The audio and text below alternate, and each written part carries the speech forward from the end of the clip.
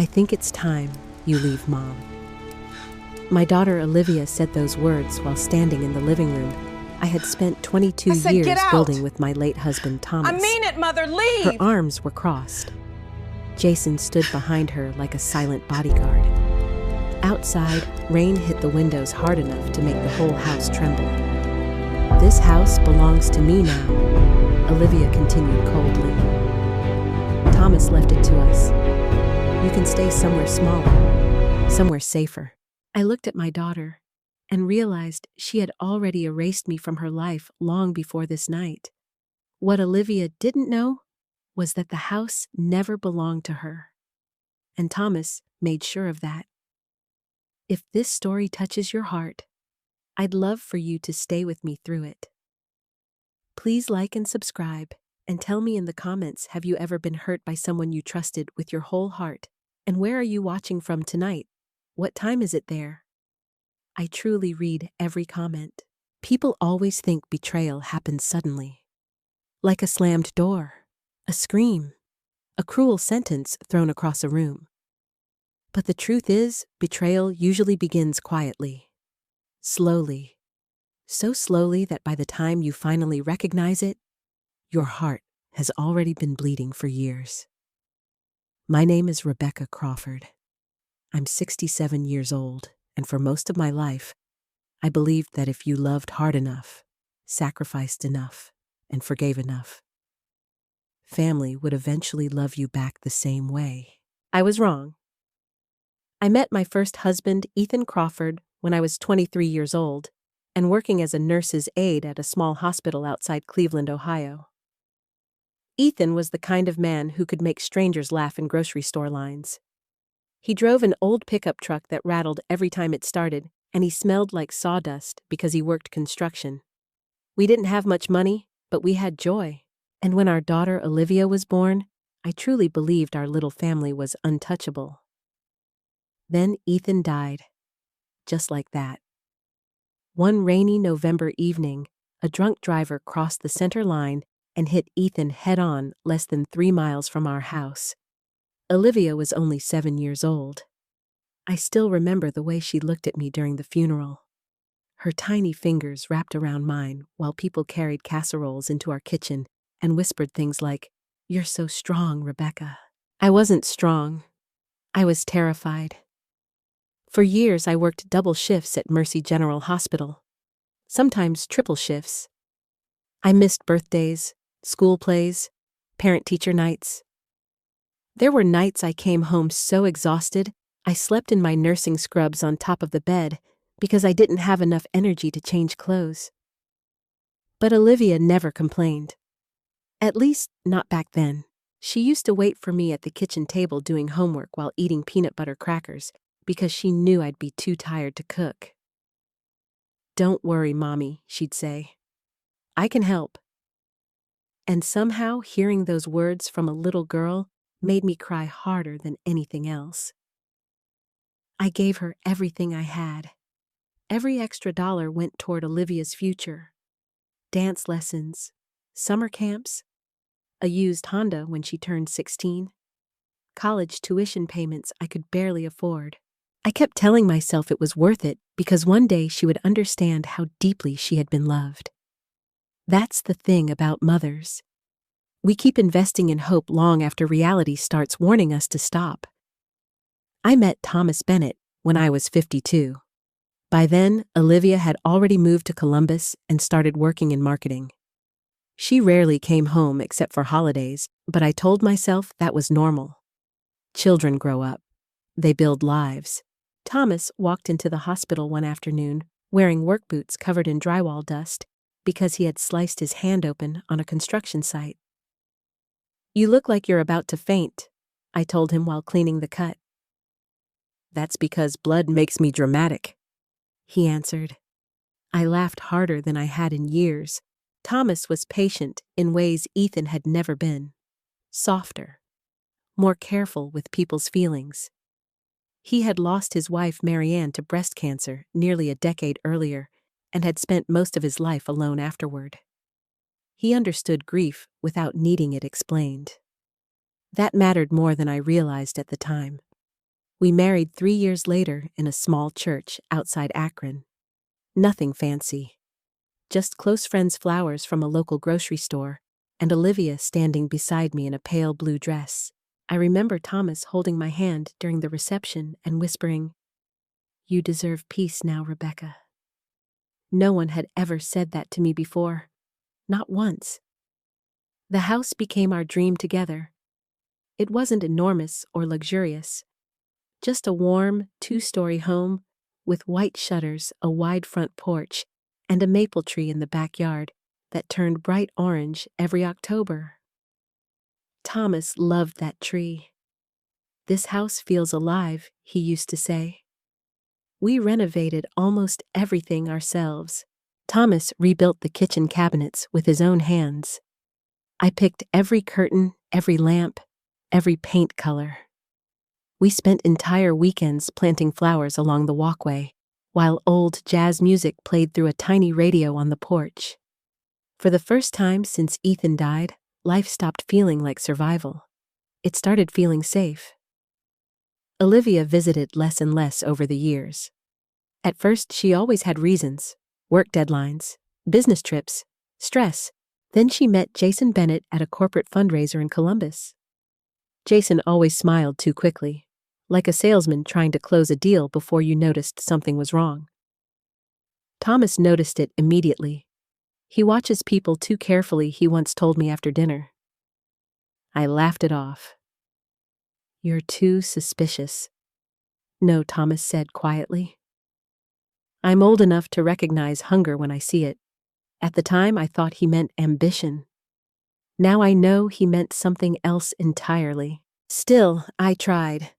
Lord, I tried. Every Christmas I cooked Olivia's favorite sweet potato casserole. Every birthday I mailed cards with handwritten notes inside. I called just to hear her voice, even when she sounded distracted. Sometimes she barely listened. But mothers learn how to survive on crumbs. Then Thomas got sick.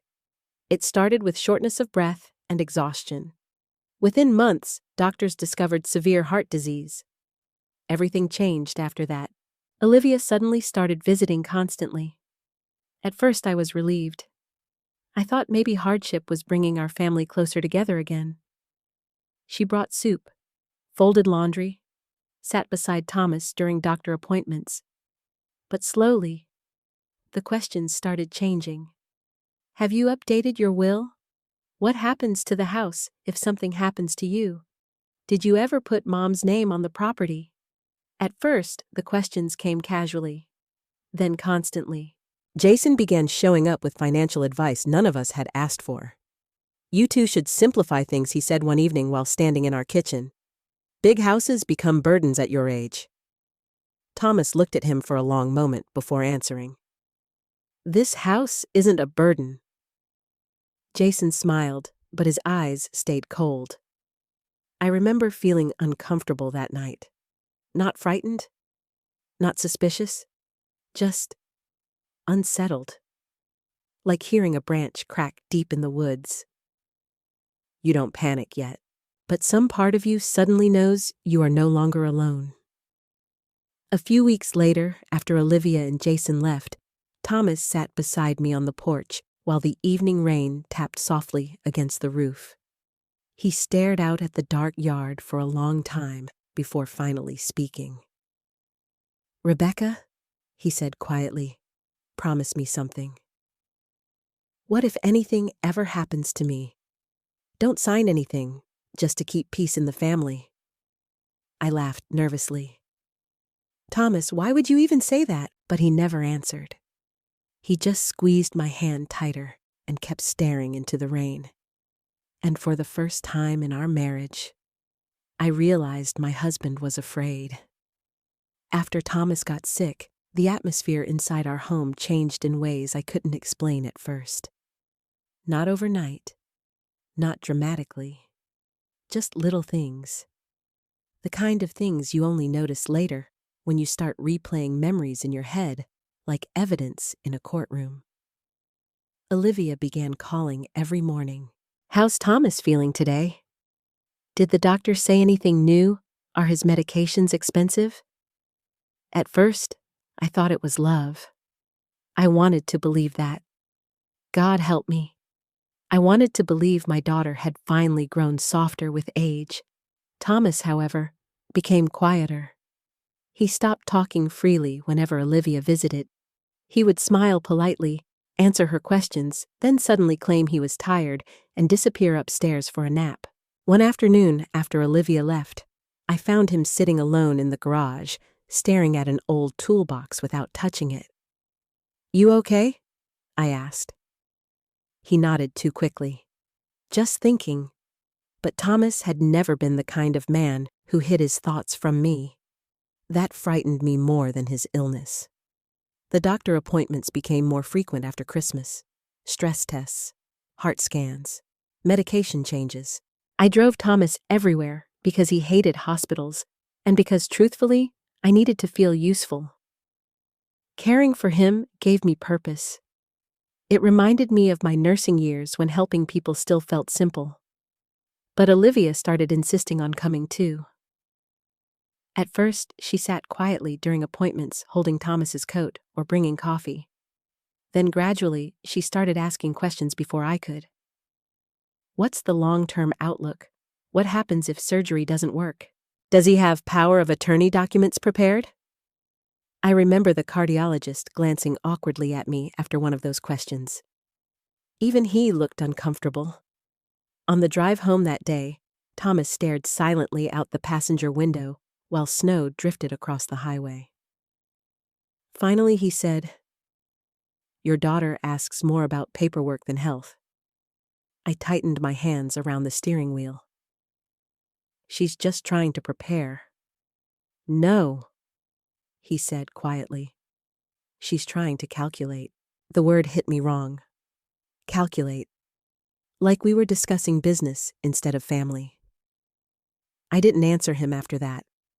Partly because I didn't want to believe him, and partly because some terrible little part of me already did.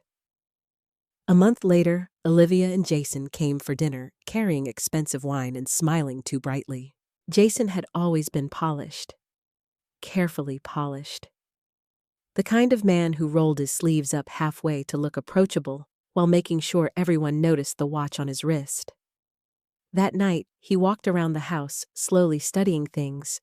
The hardwood floors, the kitchen counters, the staircase Thomas had rebuilt by hand years earlier. "This place has really appreciated in value," he said casually. Thomas kept eating without looking up. Jason continued. "Houses in this neighborhood are selling for crazy numbers now." Olivia laughed softly. "Mom and Thomas are sitting on a gold mine." I tried smiling, but something inside me tightened. Thomas finally put his fork down. "This house isn't an investment property." Jason lifted his hands innocently. I didn't mean anything by it, but he had. We all knew he had. The conversation shifted after that, but the warmth never returned. Later that evening, while I loaded dishes into the dishwasher, I overheard Olivia whispering to Jason in the hallway. "Don't push too hard yet. Yet." That single word lodged itself inside my chest like a splinter. When they left, Thomas locked the front door and leaned against it heavily. "I don't trust him," he said flatly. "You don't trust anybody." "No, Rebecca?" he replied. "I don't trust people who look at homes the way starving men look at food." I hated how much that sentence disturbed me, because deep down, I knew exactly what he meant. Spring arrived slowly that year. Thomas's health kept declining despite treatments. Some mornings, he couldn't even walk from the bedroom to the kitchen without stopping to catch his breath. I started sleeping lightly waking every time he coughed. Fear became part of our daily routine. But Olivia's behavior became stranger too. She started showing up unannounced, sometimes with groceries, sometimes with folders, always with questions. One afternoon, I came downstairs and found her standing in Thomas's office going through drawers. She jumped when she saw me. Oh, she laughed nervously. I was just looking for a warranty paper Thomas mentioned. Thomas had never mentioned any warranty papers. Still, I pretended to believe her. Because mothers do that sometimes. We lie to ourselves to avoid losing our children before we're ready. A week later, I found Olivia sitting beside Thomas in the living room while Jason stood near the fireplace pretending to check emails. Olivia's voice dropped low when I entered. Just important to have everything organized? Thomas looked exhausted. Everything already is organized. Well, Olivia continued carefully, you know how complicated probate can become. The room went silent when she noticed me listening. I remember forcing a smile. Anybody want coffee? No one answered immediately. That was the moment I realized our home no longer felt safe. Not physically, emotionally. Like invisible lines had been drawn around me without my permission. That night, Thomas had chest pains bad enough to send us to the emergency room again. Hospitals at 2 a.m. feel like another universe. Everything smells like antiseptic and exhaustion. The lights are too bright. The silence too artificial. I sat beside Thomas's bed while machines beeped softly around us. He looked pale, older than I had ever seen him. Suddenly, he reached for my hand. Rebecca, I'm here. If something happens to me, promise you'll call Susan. Susan who? Susan Miller. Our lawyer. He nodded weakly. Promise me. Fear rose in my throat instantly. Thomas, stop talking like that. Promise me. I promise. He closed his eyes after that, and I sat there listening to the heart monitor while a terrible feeling settled over me. Not grief. Not yet. Something colder. Like standing outside right before a tornado hits. You can't see the destruction yet, but the air changes, and your body knows something awful is coming. A few days later, Thomas came home from the hospital weaker than before. Olivia suddenly became even more attentive. Too attentive. She brought binders labeled estate planning. She asked about account passwords. She offered to help manage bills. Jason suggested they should be added to certain financial documents in case of emergencies. I remember standing at the kitchen sink one evening while Olivia spoke behind me. You shouldn't have to handle all this alone, Mom. There was something rehearsed about the way she said it. Too smooth. Too practiced. I turned slowly toward her. I've handled hard things before. For a second, something flashed across her face. Annoyance. Then it disappeared behind a smile. Of course you have. But she didn't sound proud of me. She sounded frustrated. That same night after Olivia and Jason left, Thomas called me into his office. He opened a drawer and removed a sealed brown envelope. His hands trembled while holding it. If the time ever comes when you feel completely alone, he said softly, open this. I stared at the envelope.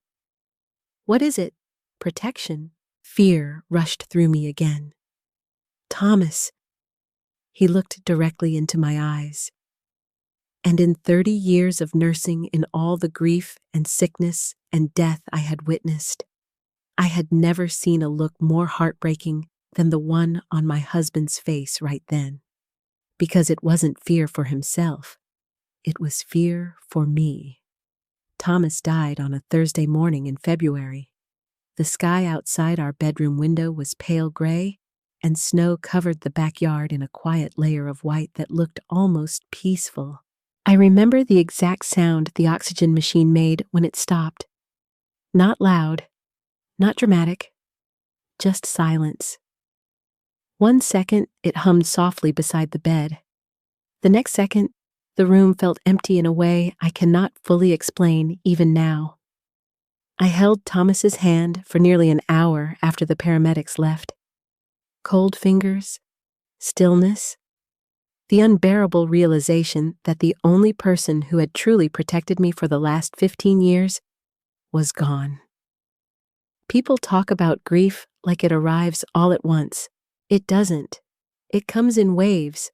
First shock, then denial, Then tiny moments that crush you without warning, like seeing his reading glasses still sitting beside the recliner, or hearing the garage door and forgetting for half a second that he would never walk through it again. Olivia arrived less than 2 hours after I called her. Jason came with her. She hugged me tightly at first, and for one fragile moment, I thought maybe losing Thomas would bring us back together again. Maybe tragedy would remind her what truly mattered. But grief exposes people. And within hours, I started seeing things I wish I had noticed years earlier. While I sat at the kitchen table staring blankly at untouched coffee, Olivia walked through the house making phone calls. Not emotional calls, practical ones. She contacted the funeral home, the insurance company, Thomas's bank. At first, I appreciated the help because I could barely think straight. My body moved like it belonged to someone else. But then, I overheard her talking quietly in the hallway. Yes, but we need to know how the property was structured. Property, not home, not memories. Property. That word hit me harder than I expected. By the second day, Jason had started behaving strangely comfortable inside the house. Too comfortable. He opened cabinets without asking, rearranged papers on the dining room table, walked through rooms with his hands in his pockets like he was already imagining renovations. I noticed everything, but grief makes cowards out of us sometimes. You see things clearly, yet you tell yourself now is not the time to confront them. The visitation was held on Sunday evening at a funeral home outside Akron. Thomas looked peaceful in the casket, peaceful enough to break my heart all over again. I stood beside him greeting relatives while my chest felt hollow. People hugged me, cried with me, told me Thomas had been a good man. And through all of it, Olivia remained strangely composed. Not cold, exactly, but focused. Like she had already moved beyond mourning into planning. At one point, I saw her standing near the back of the room talking to Aunt Carol and 2 cousins. They grew quiet when I approached. Then, Aunt Carol smiled awkwardly. "Well," she said, patting my arm, "at least Olivia will help take care of everything now." I frowned slightly. "What do you mean, oh?" Aunt Carol glanced nervously toward Olivia. "I just assumed—" She never finished the sentence, but she didn't have to. The implication hung in the air between us. Olivia stepped in quickly. "Mom doesn't need stress right now," she said smoothly. "Jason and I are just helping organize things." Organize things. Again, those careful words, always vague enough to sound harmless, but never innocent. That night after the visitation, the house felt unbearably quiet. I sat alone in Thomas's recliner, holding one of his flannel shirts against my chest because it still smelled faintly like him. Olivia came downstairs around midnight wearing sweatpants and carrying her laptop. "Mom," she said softly, "have you thought about what you're going to do moving forward?" I looked at her blankly. "What do you mean?" "Well," she sat across from me carefully. "This house is a lot for one person." I stared at her for several seconds. My husband had been dead for 3 days. 3. And already she was talking about my future in the house. "I'm not discussing this tonight," I whispered. "Of course not," she replied quickly. "I'm just trying to help." But there was tension beneath her voice now, impatience, like I was delaying something she had already decided. The funeral took place the next morning. Snow fell softly during the burial, settling across black umbrellas and dark coats, while the pastor spoke about kindness, loyalty, and faithfulness. I barely heard him. I kept staring at the casket, thinking about how impossible it felt that Thomas could truly be inside it. Afterward, everyone gathered back at the house for food and condolences. that was when I noticed it fully for the first time. Olivia wasn't grieving. She was managing, directing conversations, answering questions about the estate before I even opened my mouth. This house has good value. Thomas was smart financially. Rebecca won't have to worry. Every sentence sounded rehearsed. Jason stayed close beside her all afternoon like a business partner during negotiations. At one point, I walked into the kitchen and heard him whisper quietly, "We should move quickly before things get complicated." My stomach tightened instantly. Olivia noticed me standing there and smiled too fast. "We were talking about helping you," she said. I nodded slowly, but something deep inside me had already begun waking up.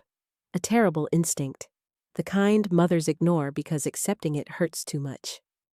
Later that evening, after most relatives had gone home, I climbed the stairs to my bedroom, feeling exhausted beyond words. Halfway down the hallway, I stopped. Olivia and Jason were inside Thomas's office. The door wasn't fully closed. I heard drawers opening, paper shuffling. Then Jason's voice. "Did you find it?" "Not yet." "Find what I pushed the door open immediately." Olivia startled so hard she dropped a folder onto the desk. "Oh," she laughed nervously. "I was just looking for insurance paperwork." Jason avoided my eyes completely. I looked around the room slowly. Several drawers were partially open. Thomas's desk had been disturbed. Something inside me cracked. Not loudly, not visibly, just enough for the truth to finally slip through. My daughter wasn't afraid of losing me. She was afraid of losing access to something. I suddenly felt cold all over. "Please leave the office alone," I said quietly. Olivia sighed dramatically. "Mom, we're trying to help you." "No," I answered softly. "You're trying to find something?" Her expression changed for just a second. A flicker, defensiveness. Then it vanished. "You're emotional right now," she said gently. Emotional. The word felt insulting somehow, like grief itself had made me unreliable. Jason stepped forward then. "We all need to think practically." I looked at him for a long moment, then at my daughter.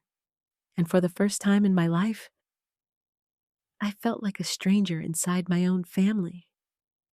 That night, after everyone went to bed, I sat alone in the dark living room, listening to the grandfather clock tick against the silence. The house felt different now. Not empty, occupied, like invisible hands were already trying to claim pieces of it. I thought about Thomas's warning. Don't sign anything just to keep peace in the family. At the time, I thought he was being overly cautious. Now I realized something horrifying. Thomas had seen this coming long before I did. And somehow, my husband had died, afraid not of death, but of what would happen to me after he was gone. The family meeting happened 10 days after Thomas's funeral. 10 days. That's all the time my daughter gave me before trying to reorganize my entire life. I remember standing in the kitchen that morning, staring blankly at the coffee maker while rain slid down the windows in thin gray streaks. The house still smelled faintly like funeral flowers and old casseroles people had brought over during the week. Grief lingered in every room. Thomas's slippers were still beside the recliner. His jacket still hung near the garage door. I still woke up reaching for him in the middle of the night. But somehow, while I was still trying to survive losing my husband, Olivia had already moved on to the next chapter. "People are coming around 6, she announced casually while scrolling through her phone. I blinked at her. "What people? Just family," she answered. "We need to discuss some practical things."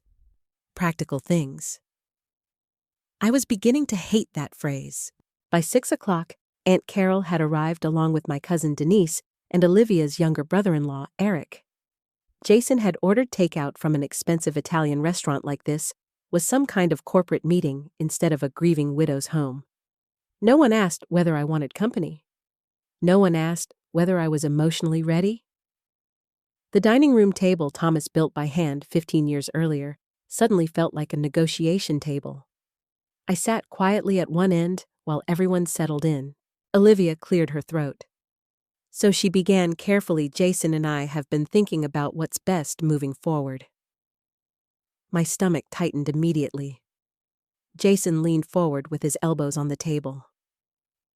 This house is too much responsibility for one person your age. Your age. I noticed that too. Every sentence now carried reminders that I was old, fragile, inconvenient. I folded my hands together tightly. I've managed homes before. Olivia forced a patient smile. That's not the point, Mom. Then what was the point? Because suddenly it felt like everyone in the room already knew except me. Jason pulled out several papers from a folder.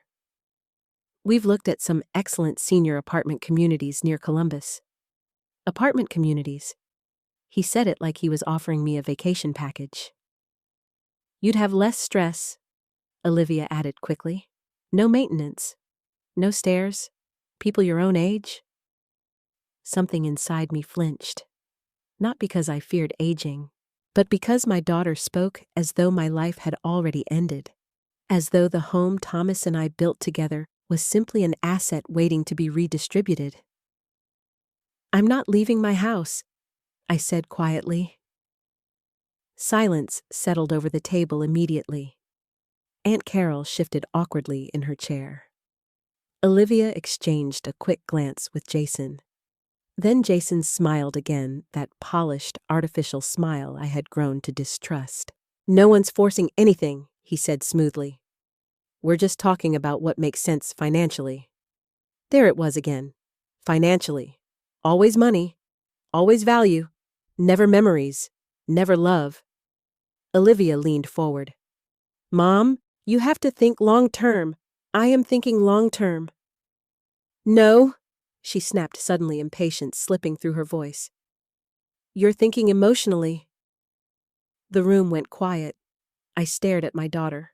For a second, I saw the little girl who used to wait for me at the kitchen table with peanut butter crackers while I worked night shifts. Then that image disappeared, replaced by the woman sitting across from me now. Sharp, cold, calculating. Jason slid a paper toward me. We also need to discuss ownership. Every muscle in my body tightened. Ownership. The word felt ugly inside that room. Olivia opened a folder and carefully removed a document. We found this among Thomas's papers. She placed it in front of me. I looked down slowly. A copy of an old will. My chest tightened instantly. I recognized the document because Thomas had once mentioned updating his estate years ago.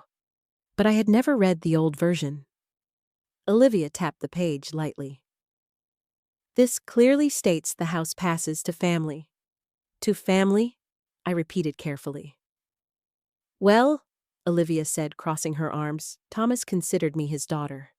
The way she said it made my stomach turn. Not emotional. Strategic. Like she had rehearsed the sentence beforehand. I looked closer at the document. Something about it felt wrong. Incomplete. But grief clouded my thinking so badly, I couldn't fully process it. Jason leaned back confidently. Honestly, Rebecca, this is probably the best outcome for everyone. Best outcome. I almost laughed. My husband was dead. My daughter was discussing my relocation like I was outdated furniture. And somehow this was supposed to comfort me. I'm still living here, I said quietly. Olivia sighed heavily. No one's saying immediately. Immediately. Another word that stayed with me. Not if, when. Aunt Carol finally spoke. Well, maybe Olivia's right about one thing. This place is awfully big for one woman. I turned toward her slowly. One woman who spent 15 years paying for it, maintaining it, and caring for her dying husband inside it. Carol looked embarrassed and quickly lowered her eyes. Jason stepped in again. We're trying to avoid future complications. Future complications. Everything sounded like legal language now. Cold, measured, careful. Suddenly, I realized something terrifying. This conversation had been planned long before tonight. Olivia reached across the table then and touched my hand. "Mom," she said softly, "we just want what's best for you." I looked at her hand, resting on mine. The same hand I used to hold crossing parking lots. The same hand I once bandaged after she fell off her bicycle at age 9. And yet somehow, it no longer felt familiar. "What's best for me," I whispered, "would have been grieving my husband without discussing where I'm supposed to go afterward." Olivia's expression hardened instantly. "You're making this harder than it needs to be." There it was, the mask slipping again. Not sadness, frustration, because I wasn't cooperating fast enough. Jason pushed the papers slightly closer. "You should at least review the options." I stared at the folder without touching it. Then I noticed something strange. The pages looked copied, not original. And suddenly, Thomas's voice echoed in my memory. "Don't sign anything just to keep peace in the family." A chill moved through my body. For the first time, real suspicion began replacing denial. Not confusion, not discomfort. Suspicion. I looked directly at Olivia. "Did Susan Miller give you these documents?" Olivia hesitated. "Just briefly, but I saw it." "No," she answered quickly. "We found them ourselves. Found them. In other words, searched for them. Probably while digging through Thomas's office after the funeral." My chest tightened painfully. Jason interrupted before I could respond. "The point is, Rebecca, we all need to move forward. Move forward. As if grief were an inconvenience delaying their plans." I stood slowly from the table. The room fell silent immediately. "I'm tired," I said quietly. Olivia looked irritated. "We're not finished talking." "Yes," I answered softly. "We are." Then I walked out of the dining room and upstairs to my bedroom while my heart pounded violently inside my chest. Not from fear, not anymore. From realization. Because for weeks I had kept telling myself Olivia was simply grieving badly, that stress was making her insensitive, that Jason was influencing her. But standing in that hallway outside my bedroom door, I finally admitted the truth I had been avoiding. My daughter wasn't trying to protect me. She was trying to position herself, and somewhere deep down, Thomas had known it long before I did. That night, I sat alone on the edge of my bed, staring at the rain outside the window, while the voices downstairs drifted faintly through the floorboards. Then, I remembered the sealed envelope hidden in Thomas's office drawer. Protection. That's what he had called it. At the time, I thought he was overreacting. Now, I wasn't so sure. And for the first time since his death, I began wondering what exactly my husband had been trying to save me from. After the family meeting, something inside the house shifted permanently. Not loudly, not dramatically, just quietly enough to make me question my own sanity at first. Olivia and Jason stopped acting like guests and started acting like owners. The first thing they changed was the downstairs guest room. One afternoon, I returned from the grocery store and found Jason carrying large storage bins through the hallway. "What's going on?" I asked. "Oh," he answered casually, barely looking at me. "We're turning this room into a home office." "We?" Not Olivia and I, not temporarily. "We?" I stood frozen beside the staircase, holding grocery bags, while he continued moving things around like he belonged there.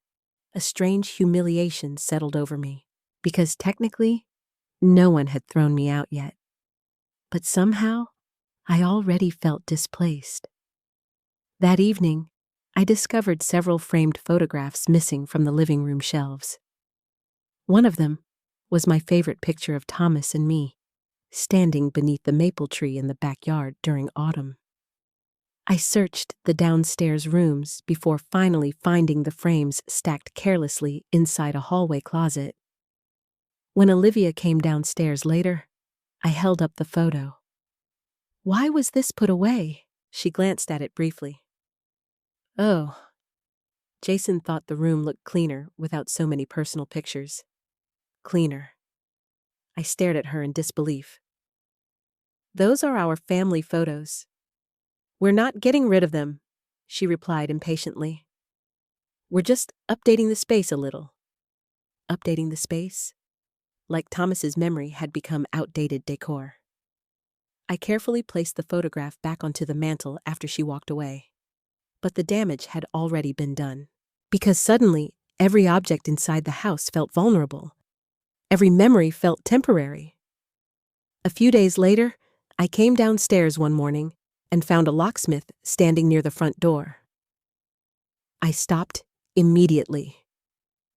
"What's happening?" Jason turned from the kitchen holding coffee. "We're replacing some locks."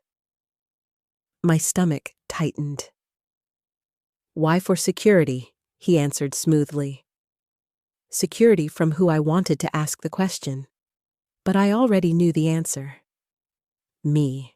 Not physically, perhaps, but emotionally, financially, legally. I was becoming the unstable variable they needed to manage. Olivia appeared moments later wearing workout clothes and carrying her purse. "Mom, don't make this into something dramatic." Dramatic. Another word people use when they want women to quietly accept disrespect. I looked at the locksmith. "Are they changing my keys too?" Jason laughed softly. "Rebecca, nobody's locking you out." But he didn't actually answer the question. That afternoon, I discovered my old house key no longer opened the garage entrance. I stood there for nearly 30 seconds trying it over and over before realizing the truth. They hadn't warned me. They had simply decided. When Olivia came home, I confronted her immediately. "You changed the locks without even telling me?" She dropped her purse onto the counter with obvious irritation. "We gave you a new key. You changed my own house locks." "Mom," she sighed heavily. "Why are you acting like this is some kind of attack?" Because it was. We both knew it. I could see it in her eyes. But neither of us was brave enough yet to say the truth out loud. Over the next several weeks, the control became more subtle, more constant. Olivia began reorganizing kitchen cabinets without asking. Jason started criticizing maintenance decisions Thomas had made years earlier. One evening, I overheard them discussing renovation ideas in the dining room. "We could open this wall completely," Jason said. Olivia nodded excitedly. "And maybe modernize the fireplace." The fireplace Thomas built with his own hands.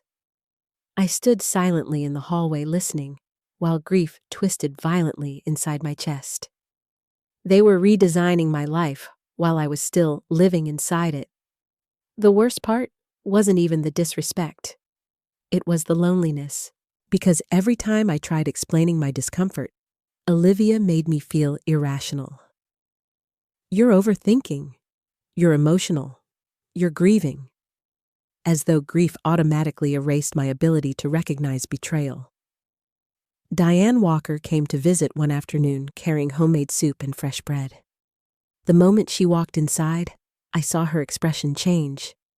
She noticed immediately the missing photographs, the stacked boxes, Jason's expensive whiskey bottles suddenly displayed across Thomas's old bookshelf. "Rebecca," she whispered once we were alone in the kitchen.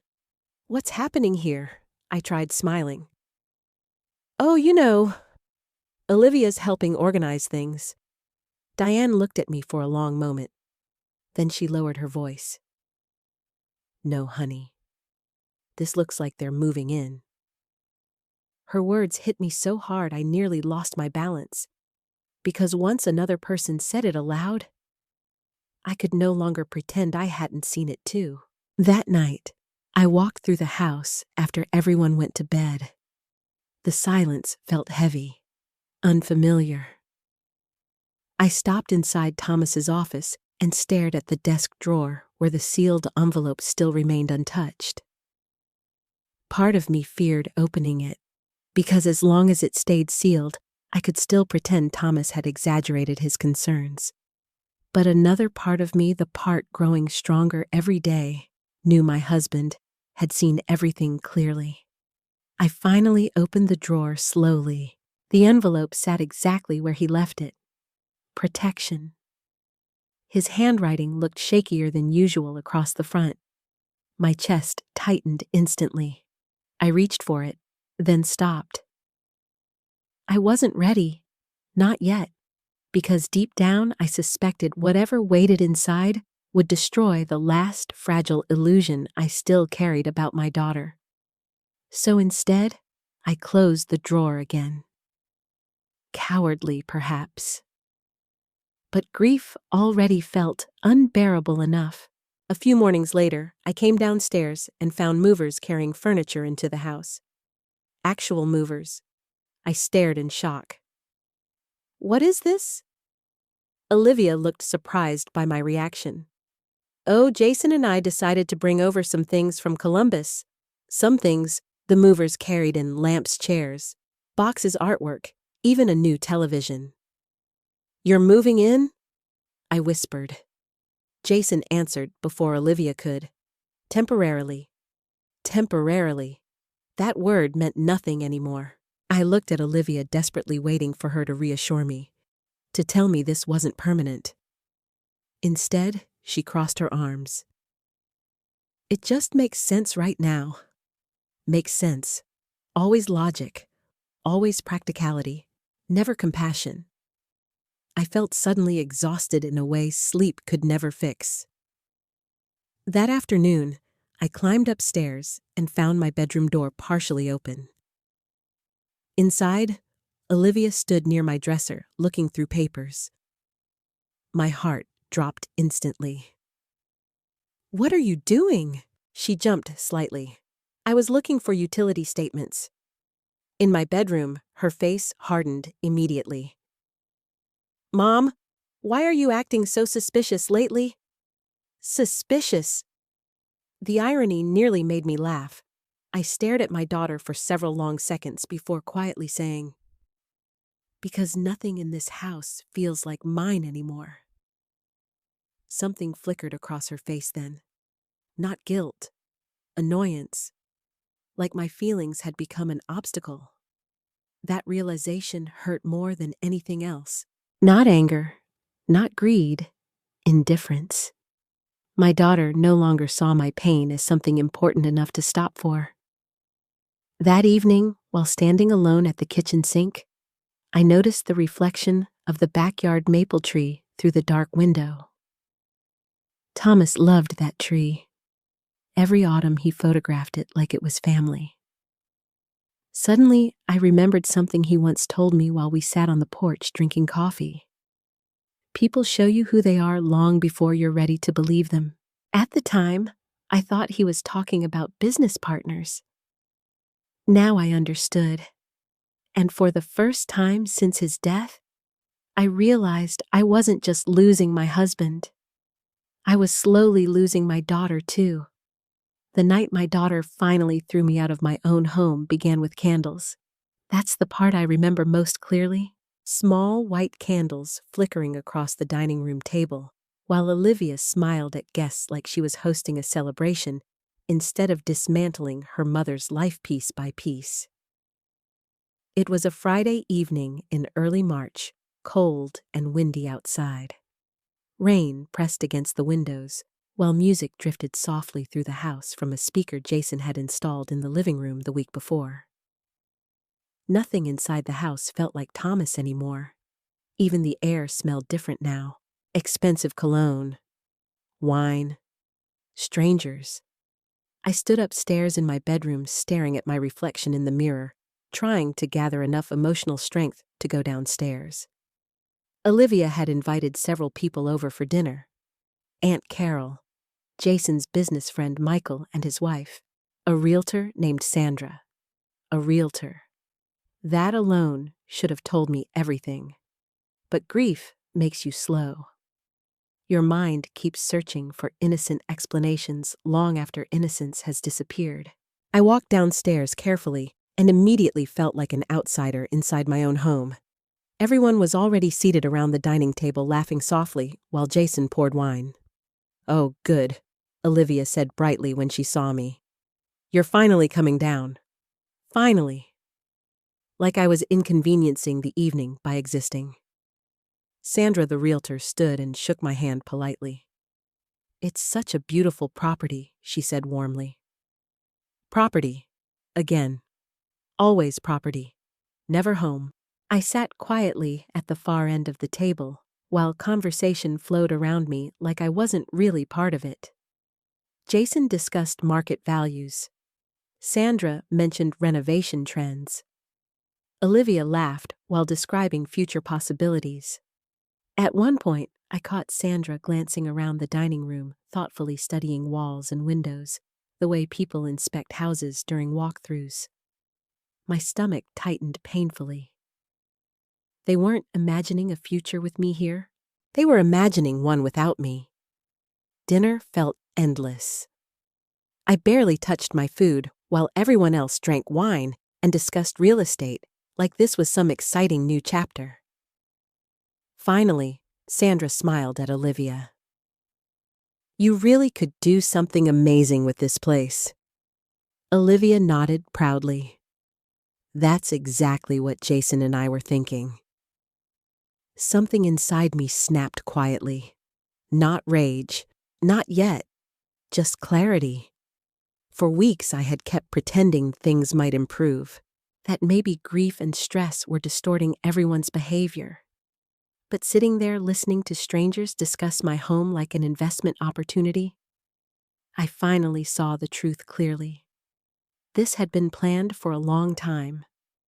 After dinner, while the others moved into the living room with drinks, I remained at the table trying to steady my breathing. Then I heard Jason's voice near the fireplace. "Well, eventually Rebecca will probably need assisted living anyway." The room chuckled softly. Chuckled. Like my future dependency was casual dinner conversation. I felt heat rush into my face instantly. Olivia responded next. "She's stubborn, but she'll understand eventually." Understand what? That my life no longer belonged to me? I stood slowly from the table and walked into the living room. Silence spread awkwardly the moment everyone noticed my expression.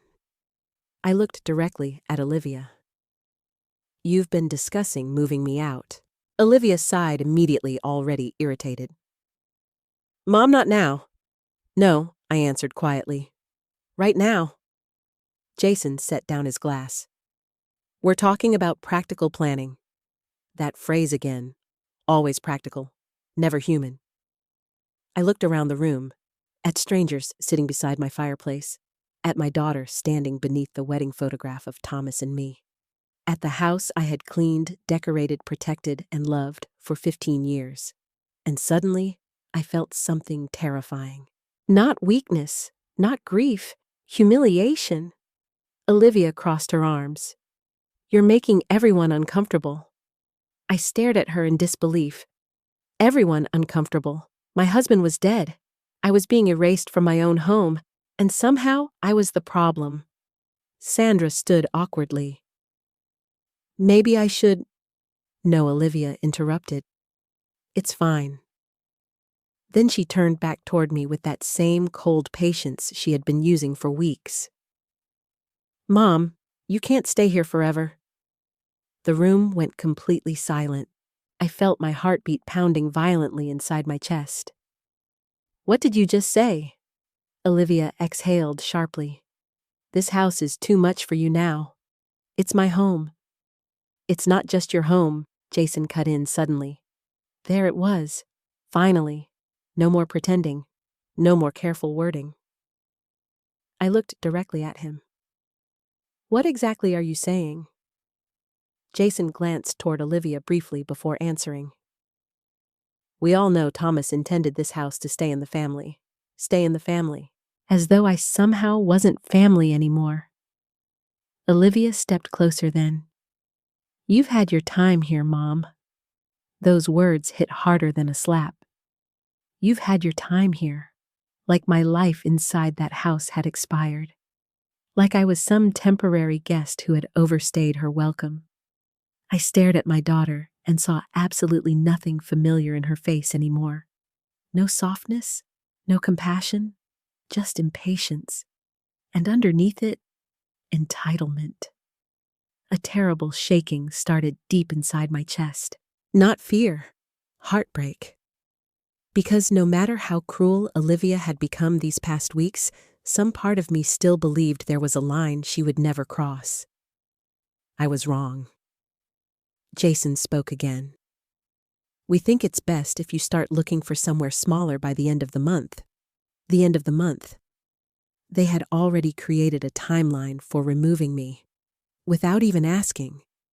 Without even caring whether I was emotionally capable of surviving another loss so soon after Thomas. I looked around the room slowly. No one defended me. Not Aunt Carol. Not Michael. No one. People become strangely quiet when greed enters a family.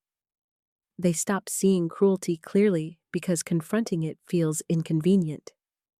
Olivia softened her voice artificially. We're trying to help you transition. Transition. Another carefully chosen word. I laughed then. A small broken laugh that startled even me. You invited a realtor into my house before even telling me you planned to throw me out. Olivia's expression hardened instantly. Don't be dramatic. There it was again. Dramatic. The favorite word of selfish people when empathy becomes inconvenient. My eyes burned with tears, but I refused to let them fall in front of everyone.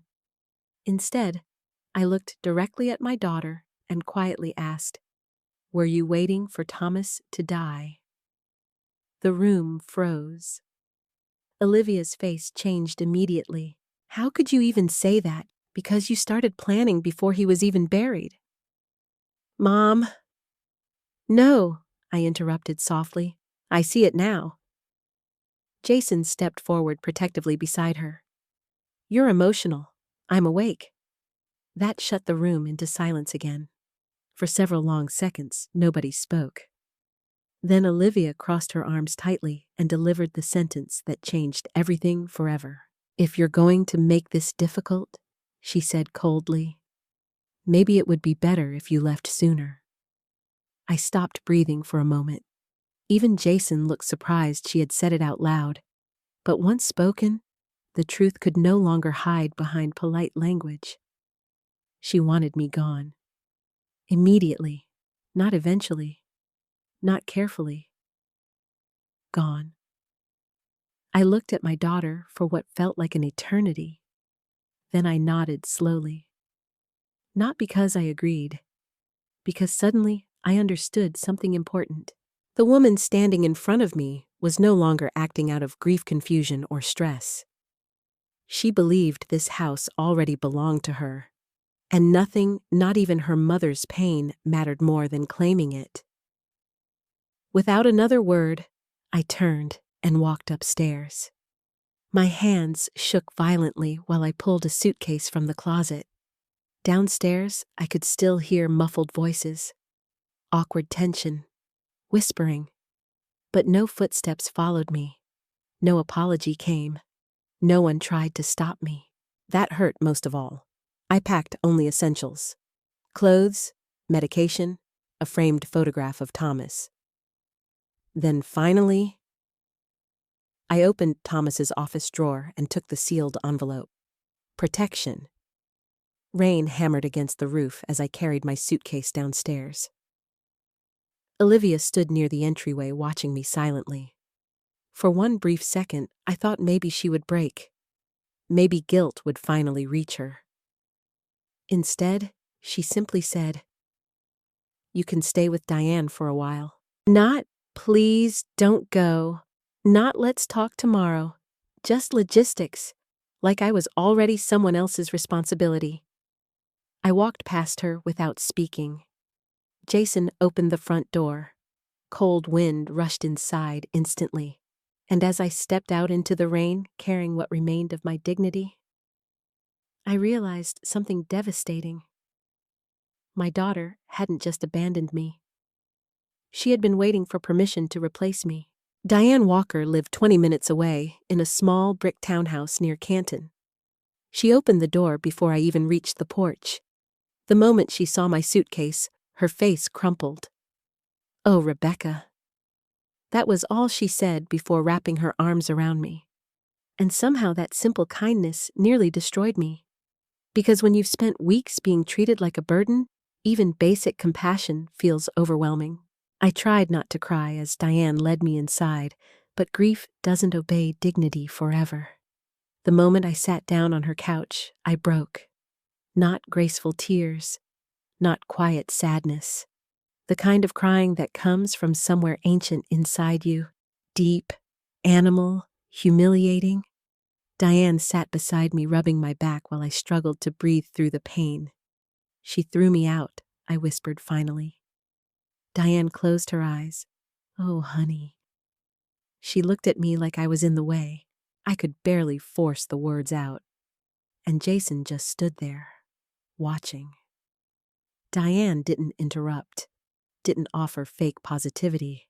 That's why she had remained my friend for over 30 years. She understood that sometimes pain needs witnesses more than solutions. Eventually, the crying stopped, leaving behind the hollow exhaustion that always follows emotional collapse. Diane brought me tea and an old quilt before sitting across from me quietly. "Tell me everything." So I did.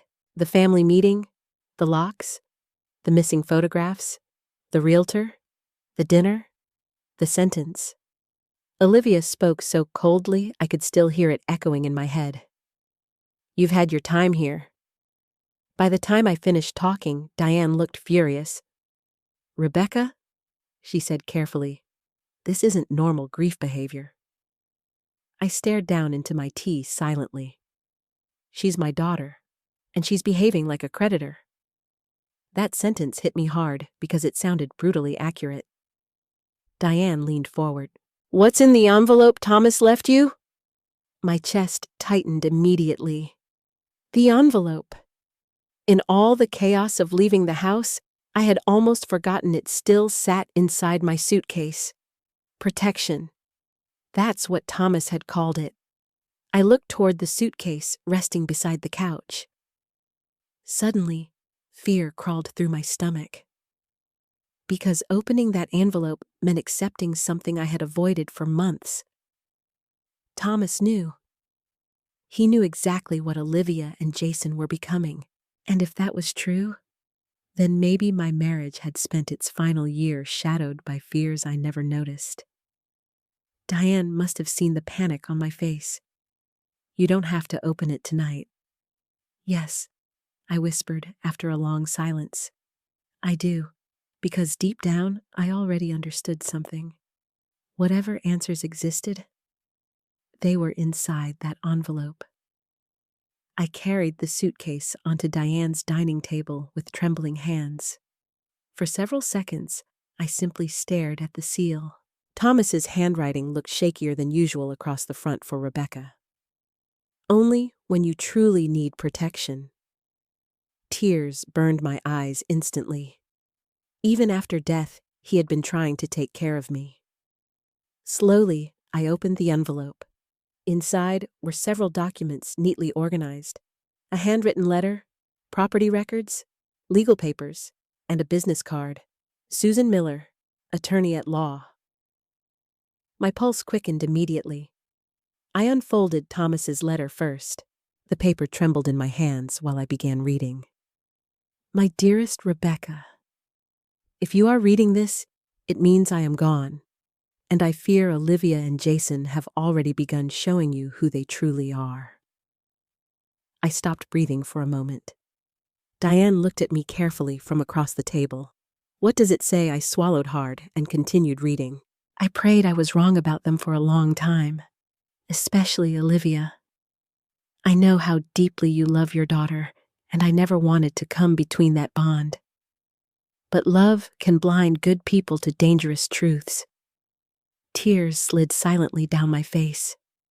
Thomas had seen everything, every manipulation, every calculated question, every hidden motive, and he had carried that fear alone because he didn't want to hurt me.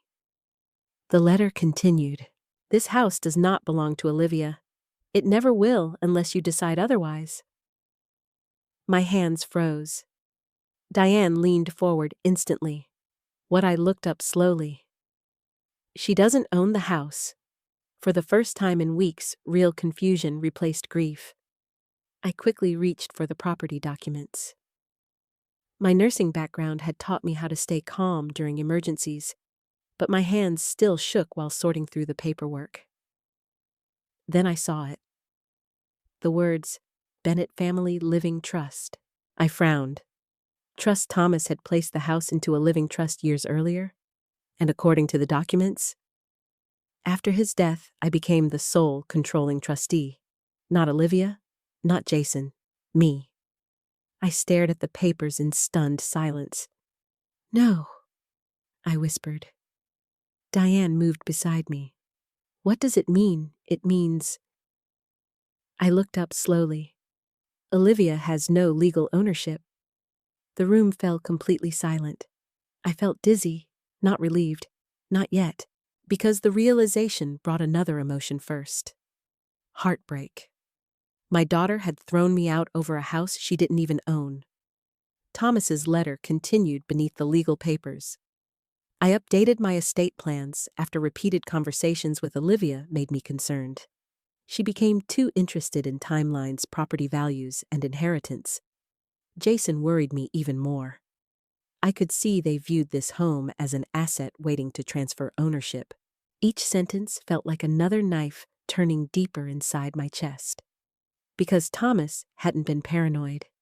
He had been observant. And I had dismissed every warning because I couldn't bear imagining my daughter capable of such selfishness. I kept reading. Susan Miller has copies of every active legal document. Trust her completely. She knows everything. I set the letter down slowly. Diane crossed her arms tightly. So they pushed you out based on a lie. No, I whispered. Based on greed. That sounded harsher, but also more truthful. I picked up the remaining paperwork carefully. One section detailed the trust conditions. My eyes widened while reading. Oh my God, what now? There's a protection clause. Diane frowned. What kind of clause? I looked at her in disbelief. If anyone attempts to force me out of the home or manipulate me into surrendering residency rights, my voice weakened. They automatically lose access to inheritance distributions tied to the trust. Diane blinked. Thomas built that into the legal documents? I nodded slowly. He knew. The reality of it settled heavily across the room. Thomas had anticipated everything, not vaguely, specifically, which meant Olivia's behavior had been worse than I realized for far longer than I understood. Suddenly, memories came rushing back all at once. The whispered conversations, the office searches, the obsession with timelines, the realtor, the assisted living comments, Jason studying the house like inventory, Olivia discussing my transition. None of it had been accidental. They thought the house already belonged to them, and in their certainty, they had revealed exactly who they were. I leaned back in the chair, emotionally exhausted. Diane sat quietly beside me for several moments before finally asking, "What are you going to do?" I stared at Thomas's handwriting again. Protection. That word meant something completely different now. This envelope wasn't revenge. It was rescue. Thomas had spent his final months making sure I would not become powerless after his death. And suddenly, for the first time since Olivia threw me out, I no longer felt helpless. Not because the pain disappeared. It didn't. My daughter's betrayal still felt unbearable. But beneath the grief, something else finally appeared. Clarity. I looked toward the rain outside Diane's dining room window and imagined Olivia sitting comfortably inside my house right now, convinced she had won. Convinced I was weak. Convinced I would quietly disappear. Slowly, I folded Thomas's letter against my chest. Then I whispered the words that changed everything. She has no idea what Thomas really left behind. I barely slept that night. Every time I closed my eyes, I saw Thomas sitting on the porch during those final months, watching Olivia and Jason with quiet concern while I kept defending them. He had known, not suspected, known. And somehow, that realization hurt almost as much as Olivia's betrayal itself. Because the man who loved me most had spent his final year preparing for a disaster. He believed I was too trusting to survive alone. At 6:30 the next morning, I sat at Diane's kitchen table holding a cup of untouched coffee while sunlight crept slowly through the curtains. The trust documents remained spread across the table in front of me. Legal language, property records. Thomas's letter folded carefully beside them. Reality, cold, undeniable reality. Diane walked in wearing slippers and carrying toast. "You should eat something." "I'm not hungry. You haven't eaten properly in 2 days." I stared blankly at the paperwork. She really thought she owned the house. Diane sat across from me. "No," she answered quietly. "She thought she could intimidate you into surrendering it." That sentence settled heavily inside my chest because it felt painfully accurate. I looked down at Susan Miller's business card again. Attorney at law. Thomas had trusted her enough to place my future in her hands. That mattered. At exactly 9 o'clock, I called the number. A receptionist answered immediately. "Law offices of Susan Miller." My throat tightened unexpectedly. "My name is Rebecca Crawford," I said softly. "I believe Thomas Bennett asked me to contact you." There was a brief pause. Then the receptionist's tone changed completely. "One moment, please, Mrs. Crawford." Seconds later, another voice came onto the line. Older, calm, professional. "Rebecca, yes. This is Susan Miller." The kindness in her voice nearly made me cry again. "I've been expecting your call," she said gently. My chest tightened. "Thomas told you?" "He told me enough." That sentence sent chills through my body instantly. Susan asked me to come to her office that afternoon. Diane insisted on driving me. "You shouldn't do this alone," she said firmly. The law office sat inside an older red brick building downtown, quiet and elegant, in a way that reminded me strangely of Thomas himself. Steady, careful, permanent. Susan Miller greeted me personally in the lobby. She looked to be in her early 60s with silver blonde hair and intelligent eyes that missed absolutely nothing. The moment she hugged me softly, I knew Thomas had chosen well. "I'm so sorry for your loss," she whispered. That simple sentence hit differently than all the others I'd heard recently, because, unlike everyone else, Susan wasn't already looking past my grief toward my assets. Inside her office, she closed the door carefully before sitting across from me. For a few moments, neither of us spoke. Then Susan folded her hands together and said quietly, "How bad has Olivia become?" The directness startled me. I swallowed hard. She threw me out. Susan closed her eyes briefly. I was afraid of that. Afraid of that. Not surprised. Afraid. Which meant Thomas had spoken to her about this possibility long before his death. The realization made my stomach ache. I handed her the envelope contents slowly. Susan reviewed the documents calmly before nodding. "Yes, everything is exactly as Thomas instructed." I leaned forward slightly. "Why didn't he tell me himself?" Susan's expression softened immediately. "Because he knew you would defend Olivia. The truth of that pierced straight through me. Because she was right. I would have defended Olivia, no matter what evidence Thomas showed me. That's what mothers do when they're desperate not to lose their children emotionally. Susan opened a file drawer beside her desk and removed a thick folder. Thomas came to me almost a year ago, requesting a complete restructuring of his estate. A year? She nodded. He became concerned after several interactions with Olivia and Jason. I felt physically sick hearing it confirmed aloud. Susan continued carefully. At first, he only wanted to ensure you would always have housing security. But over time, she paused slightly. His concerns became more serious. I looked down at my hands. What did he say? Susan hesitated. Then she answered honestly. He believed Olivia had stopped seeing the home as a family space and started viewing it as a future acquisition. Acquisition, such a cold business word, and yet somehow perfectly fitting. Susan opened the folder and slid several additional documents toward me. These are the active trust agreements. I scanned the pages slowly while she explained. Thomas had transferred ownership of the home into the Bennett Family Living Trust nearly 8 months earlier. Upon his death, I became sole acting trustee and full lifetime beneficiary, meaning the house was legally under my control. Not Olivia's, not shared. Mine, completely mine. I sat back in stunned silence. Susan continued. There's more.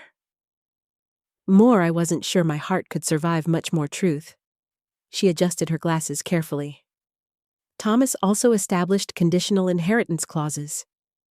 I frowned slightly. What does that mean? It means Olivia's financial inheritance depended upon certain behavioral conditions. A terrible feeling moved through my chest. Susan opened another page and pointed directly to a paragraph. If Olivia or her spouse attempt coercion, intimidation, unlawful occupancy pressure, or manipulation designed to remove you from the property. She looked up at me quietly. Her inheritance rights are immediately suspended. The room went completely silent. I stared at her. She lost everything. Susan nodded slowly. If your account of recent events is accurate, yes. I suddenly couldn't breathe properly. Not because I felt triumphant, because I felt devastated. Thomas had predicted this so precisely that he built legal consequences around it. That meant the warning signs had been impossible to ignore. And I had ignored them anyway. Tears burned my eyes. I failed him. Susan's voice softened instantly. No, Rebecca. You loved your daughter.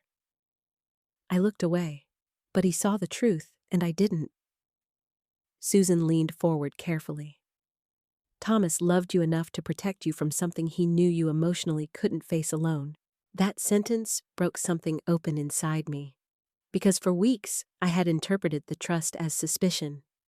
But sitting there now, I finally understood. It wasn't built from anger. It was built from love. Thomas knew my greatest weakness wasn't ignorance, it was forgiveness. He knew I would keep excusing Olivia's behavior until there was nothing left of me emotionally. So he created boundaries I would never have created myself. Susan reached into the folder again. There's one final thing you need to know. My stomach tightened instantly. She slid another document across the desk. A notarized memorandum signed by Thomas. I read the first sentence slowly. In the event Rebecca Crawford is pressured to leave the residence, legal intervention should begin immediately. My vision blurred. He really believed they would do this. Susan nodded quietly. He was heartbroken by it. For several seconds, I couldn't speak. Then finally, I whispered, "Did Olivia know any of this? No." The answer came immediately. She only located an outdated will version. Thomas intentionally left no active ownership documents accessible inside the home, meaning Olivia had built her entire plan around incomplete information. Her greed blinded her, and now she had crossed legal lines without realizing it. Susan folded her hands carefully. "Rebecca, what do you want to do?" That question lingered heavily between us. What did I want? Part of me wanted to drive straight home and throw Olivia out immediately. Part of me wanted to scream, to demand answers, to ask how my own child became capable of treating me like disposable furniture. But beneath all that anger, there was grief, immense grief, because no legal document could erase the truth. My daughter had chosen a house over me. Slowly, I lifted my eyes toward Susan. What happens now? Susan's expression hardened slightly for the first time. Now she said calmly, "We remind Olivia who actually owns that home. And for the first time since Thomas died, I finally stopped feeling powerless. The strangest part about betrayal is this: the people hurting you often become most confident right before everything collapses. That was exactly what happened with Olivia. While I sat inside Diane's guest room trying to rebuild myself emotionally, my daughter was busy celebrating a victory that never truly belonged to her. And the more comfortable she became, the more reckless she grew. 3 days after my meeting with Susan Miller, Diane walked into the kitchen holding her phone with a horrified expression. "Rebecca," she said carefully, "you need to see this." I looked up from my coffee. "What is it?" She hesitated before handing me the phone. It was Olivia's Facebook page. My stomach tightened instantly. There she stood in the living room beneath the staircase Thomas rebuilt by hand, smiling beside Jason while holding a glass of champagne. The caption read, "Excited for our next chapter. Big changes coming soon." Below it were comments from friends. "Congratulations. So beautiful. You finally got the dream house. Dream house." My chest physically hurt reading those words, not because strangers misunderstood the situation, because Olivia never corrected them. She wanted people to believe the house belonged to her. I kept scrolling silently. More photos. Jason measuring walls. Paint samples spread across the kitchen island. A photo of Sandra, the realtor, smiling in front of the fireplace. The fireplace Thomas built. I suddenly felt sick. Diane gently took the phone back. "You don't need to keep looking." But I couldn't stop thinking about it afterward. Not the house, the confidence. Olivia genuinely believed she had won.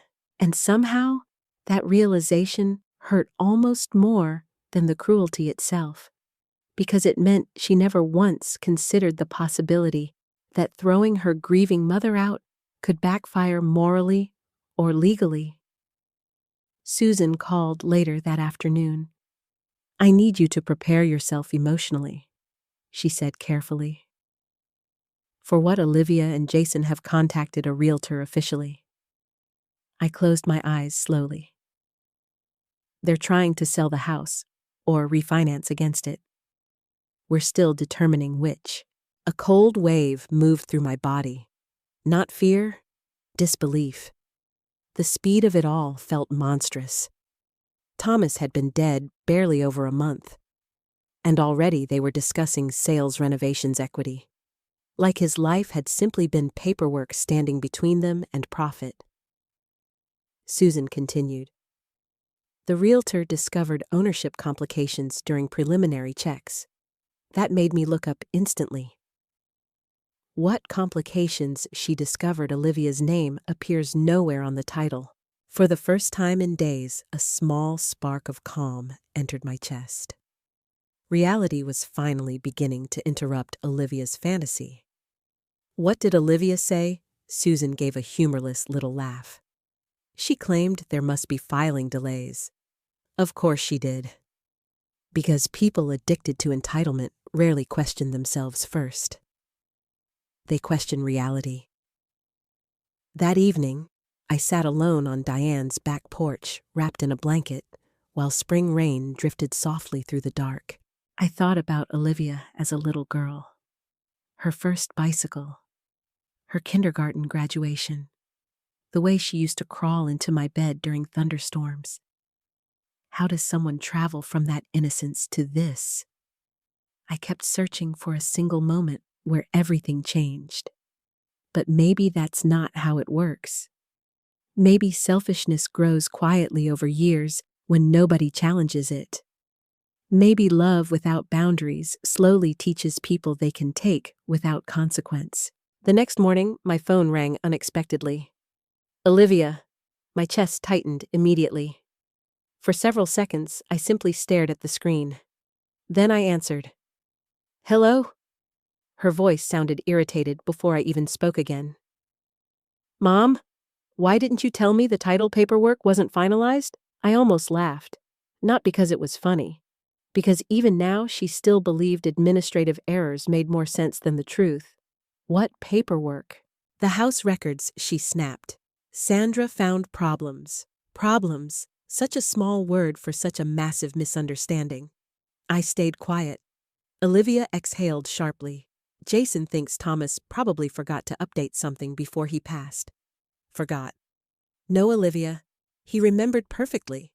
He was very organized, I answered carefully. Well, clearly not with this, she replied. Can you check if he left paperwork somewhere? There was no concern in her voice. No guilt. No shame for throwing me out. Just impatience. She wanted access restored. That realization hardened something inside me. Not hatred. Resolve. I'm sure Susan Miller can clarify everything I said calmly. The silence on the other end became immediate. Then Olivia spoke cautiously. Why are you talking to Susan? Because Thomas asked me to. Another silence. Longer this time. I could almost hear her thinking. Calculating. Mom? Her tone softened artificially. You know we're just trying to help manage things. Manage things. Still pretending. Still manipulating. I looked out across Diane's wet backyard while anger slowly replaced heartbreak for the first time. No, I answered quietly. You're trying to control things. Her voice hardened instantly. That's unfair. Is it Jason and I have done everything for you these past weeks? I nearly lost my composure hearing that. Everything for me. They changed locks, removed photographs, discussed assisted living during dinner parties, invited realtors into my home before my grief had even settled. But somehow, in Olivia's version of reality, she was the victim. That frightened me more than the greed itself. Because greed can sometimes be corrected. Delusion is harder. Mom Olivia continued carefully. Sandra said legal ownership questions could complicate future planning. Future planning. Always future planning. Never once asking how I was emotionally surviving. Not once. I took a slow breath. What future are you planning exactly? She hesitated. Then finally, well, obviously Jason and I assumed we'd be staying there permanently. There it was again. Assumed. An entire life plan built upon inheritance expectations. I closed my eyes briefly. Did you ever ask what Thomas wanted? We know what he wanted. No, I thought quietly. You know what you wanted. After the call ended, I sat silently for several minutes, trying to steady myself emotionally. Diane eventually came outside carrying fresh tea. How bad she still thinks this is all some paperwork issue. Diane shook her head slowly. She really doesn't understand what's coming. No, she didn't. Because Olivia still believed the situation existed inside her control. What she didn't know was that Susan had already begun preparing formal legal notices. Every text message, every statement, every attempt to pressure me out of the house, documented, recorded. preserved, not for revenge, for protection.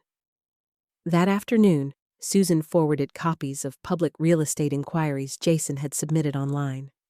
I stared at the documents in disbelief. Estimated resale values, refinancing possibilities, renovation loan calculations. My husband's home had become a financial strategy before his grave marker was even installed. Something inside me finally stopped breaking then and started rebuilding, because grief had kept me weak for weeks, but clarity changes people, especially older women who spent decades sacrificing for others only to discover kindness was mistaken for helplessness. That evening, while watching sunset light spill across Diane's kitchen floor, I made a quiet decision. I would stop apologizing for protecting myself. I would stop shrinking to preserve Olivia's comfort. And most importantly, I would stop allowing my daughter to rewrite reality simply because she spoke confidently enough. Thomas had seen the truth before I did. Now, it was finally my turn to face it too. And somewhere across town, Olivia was still standing inside my house, believing she held all the power. She had no idea how quickly that illusion was about to collapse. The official legal notice arrived at the house on a Wednesday morning. Susan had warned me beforehand.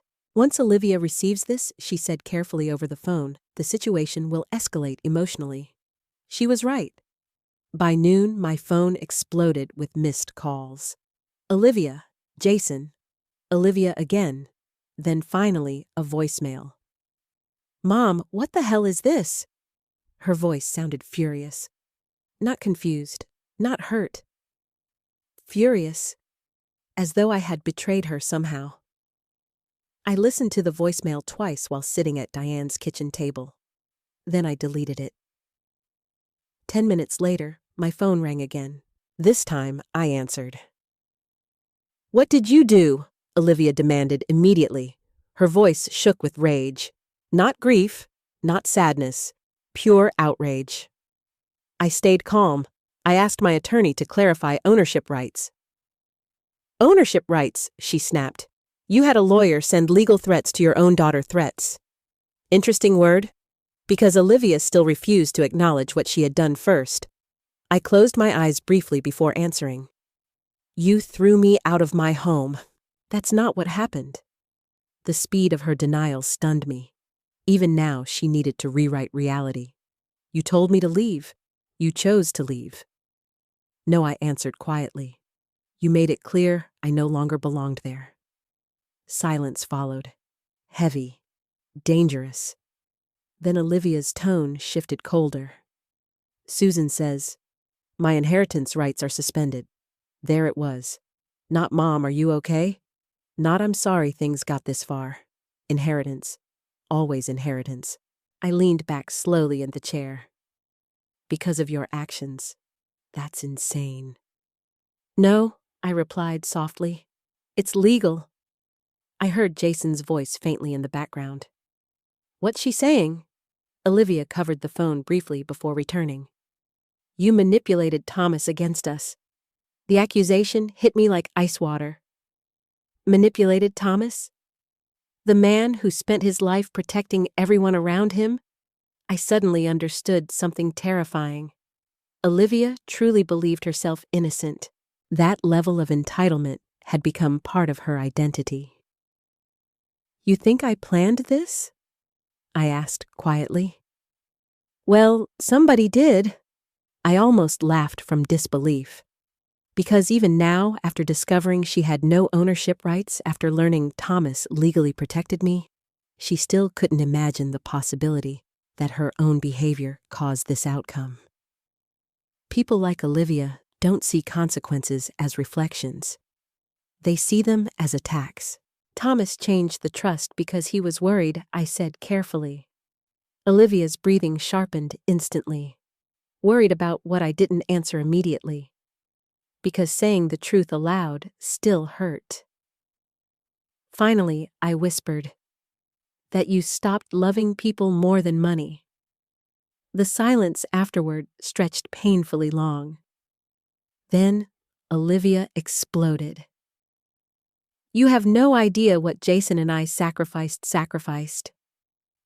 I stared at the wall in stunned disbelief. You moved into my home and tried to remove me from it? We were trying to help you? No, I answered firmly now.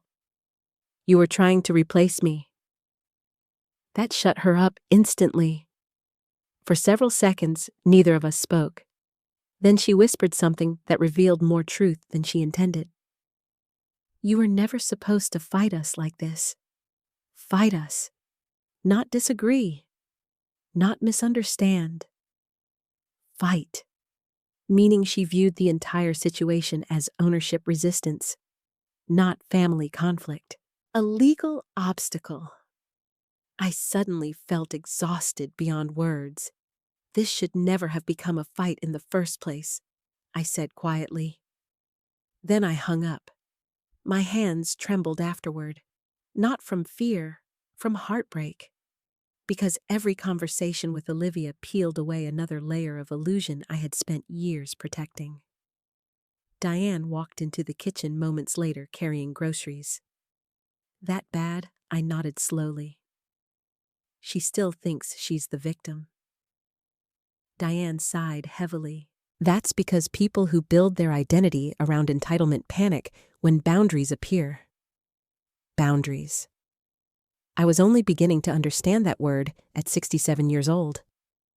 For most of my life, love meant sacrifice, endurance, forgiveness. Now I was discovering something painful.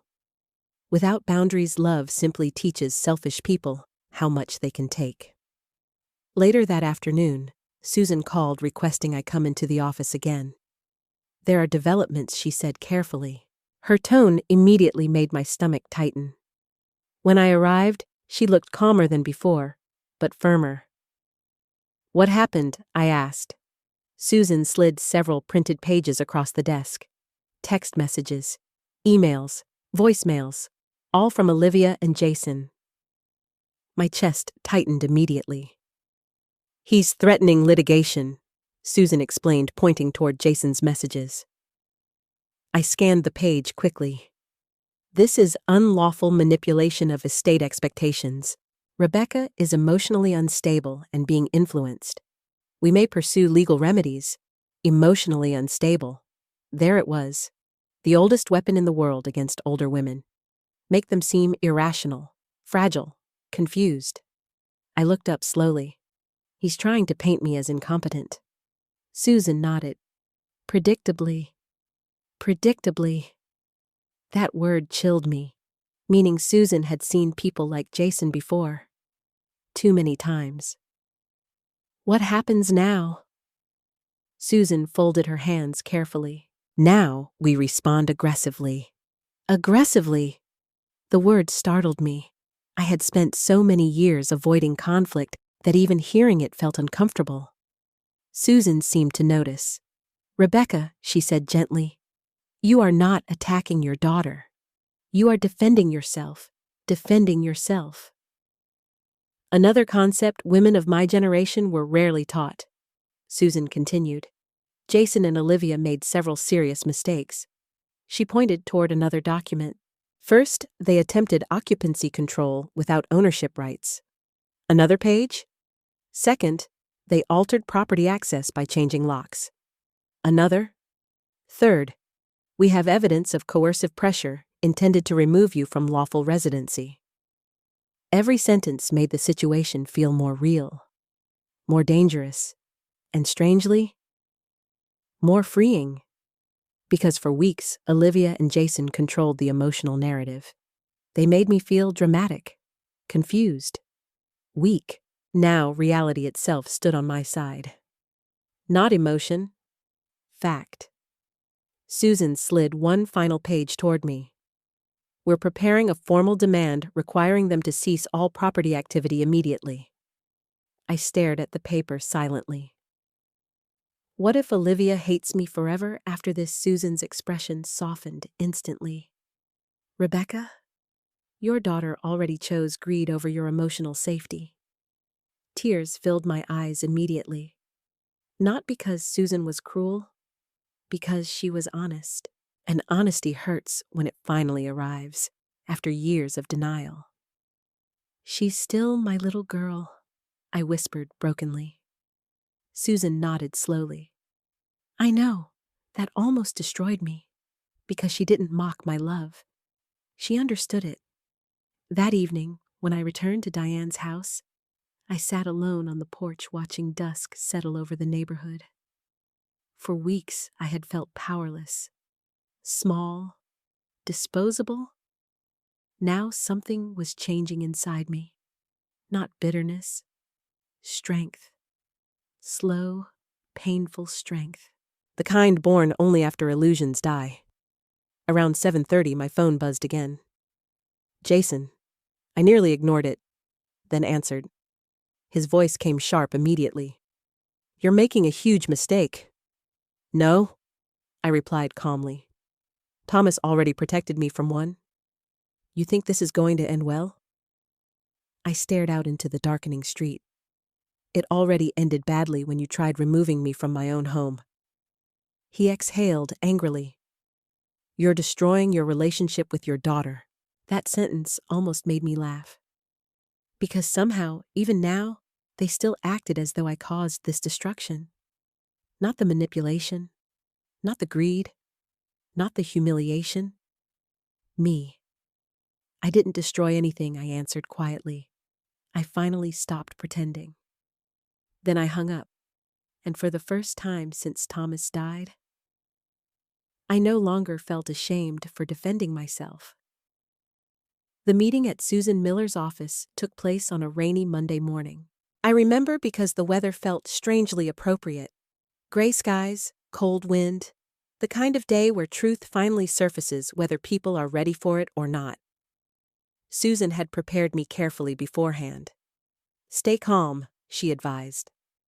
Let them speak first. I nodded, though calm felt nearly impossible. Because despite everything Olivia had done, part of me still hoped she would walk into that room remorseful, ashamed, human again. That hope died the moment she arrived. Olivia entered Susan's conference room wearing a cream-colored coat and carrying herself with the stiff confidence of someone still convinced they were right. Jason followed closely behind, holding a leather folder against his chest. Neither of them looked at me initially. Not really. They looked at Susan, at the paperwork, at the situation, not at the mother they had humiliated and displaced. That realization hurt more than I expected. Susan greeted everyone professionally. Please sit, Jason spoke first. We'd like this resolved quickly. Resolved. Like I was a billing dispute. Olivia finally glanced toward me then. Her expression looked tense, but not regretful. Mom, she said carefully, this has gone way too far. I stared at her silently. Way too far. Interesting. Not when they changed locks. Not when they invited a realtor. Not when they threw me out. No. Apparently things only went too far once lawyers became involved. Susan folded her hands neatly. Then perhaps we should clarify the legal realities immediately? Jason opened his folder with visible irritation. We already reviewed Thomas's earlier will. Earlier will? Susan nodded calmly. Yes, an invalidated document. The room instantly shifted. I watched Olivia's confidence flicker slightly for the first time. What does that mean? She asked sharply. Susan calmly slid several certified documents across the table. These are the active trust agreements established by Thomas Bennett approximately 8 months before his death. Jason grabbed the papers immediately. Olivia leaned closer beside him while they scanned the pages. At first, their expressions remained confident, then confused, then pale. I sat silently watching the realization slowly unfold across my daughter's face. The house was never hers, not legally, not financially, not morally. Susan spoke clearly. The property is owned by the Bennett Family Living Trust. Rebecca Crawford is the sole acting trustee and lifetime beneficiary. Jason frowned hard. That doesn't make sense. It makes perfect legal sense, Susan replied calmly. Olivia looked up suddenly. Thomas told us the house would stay in the family. Susan nodded once. It did stay in the family. Then she looked directly at me, with Rebecca. The silence afterward felt enormous. I watched Olivia's entire emotional balance begin collapsing in real time. But, she whispered weakly, the old will was revoked, Susan interrupted. Years ago. Jason's jaw tightened visibly. He never informed us. Susan's expression hardened slightly. He was not legally obligated to. That sentence hit like a hammer. Because for the first time, Olivia and Jason were being forced to confront a reality they couldn't emotionally manipulate. Facts, documents, authority, not feelings, not guilt, truth. Jason flipped through pages aggressively. This says Rebecca controls distribution decisions. Yes, and occupancy rights also yes. Olivia stared at me in disbelief. You knew the accusation in her voice stunned me, as though I had somehow deceived her. I only learned after you threw me out, I answered quietly. Something dark flashed across her face then. Not shame, panic, because suddenly she realized the power balance had completely reversed. Susan calmly opened another file. There's an additional matter we need to address. Jason looked irritated already. What now? Susan slid another document toward them. The protection clause. I watched Olivia's hands physically tremble while reading. No, she whispered. Susan's tone remained professional. Thomas Bennett included behavioral conditions tied to inheritance eligibility. Jason looked furious now. This is insane. No, Susan answered evenly. This is enforceable. Olivia stared down at the page in horror. The language was brutally clear. Any coercive attempt to pressure Rebecca Crawford from the residence would result in immediate suspension of inheritance distributions. Exactly what they had done. Exactly what Thomas predicted. Jason slammed the papers onto the table. You manipulated a dying man. The accusation filled the room violently. I flinched instinctively. But Susan didn't. Be very careful with that statement, she said coldly. Jason leaned forward aggressively. This woman, he pointed toward me, convinced Thomas we were after money? I finally spoke. You were. No, Olivia snapped suddenly. We were trying to build stability for our future. There it was. Finally. Not concern for me, not grief for Thomas. Their future. The house had become a symbol of entitlement in their minds, something owed to them. Susan remained calm. Intentions become legally irrelevant when coercive actions occur. Jason laughed bitterly. Coercive. We invited her to consider other living arrangements. I stared at him in disbelief. You changed my locks. That was security. You invited a realtor into my home? You left voluntarily. No, I answered firmly now. I left because my own daughter made it clear I was unwanted. The room went silent again, and for the first time since all this began, Olivia actually looked uncertain. Not guilty yet, but shaken. Susan reached into another folder. There's one final item Thomas requested be retained. My stomach tightened immediately. What is it? Olivia asked quietly. Susan placed a small digital recorder onto the conference table. The room froze instantly. Jason frowned. What's that? Susan looked directly at Olivia. A recorded conversation between you and Thomas, approximately 4 months before his death. Every ounce of color drained from Olivia's face. No, she whispered immediately. Susan pressed play. Static crackled softly. Then Thomas's tired voice filled the room. Olivia, your mother is under enough stress already. Then Olivia's voice, clear, sharp, impatient. I'm just asking how long before the house legally transfers. The room became deathly still. I stopped breathing, because hearing it aloud destroyed the last remaining illusion I carried. Not suspicion. Not interpretation. Proof. Olivia's voice continued through the speaker. Jason and I need to know what we're working with financially. Thomas answered quietly. This house is Rebecca's home first. Then Olivia again, but eventually it becomes ours, right? Susan stopped the recording there. Silence swallowed the room whole. I looked at my daughter. Her face had completely collapsed now.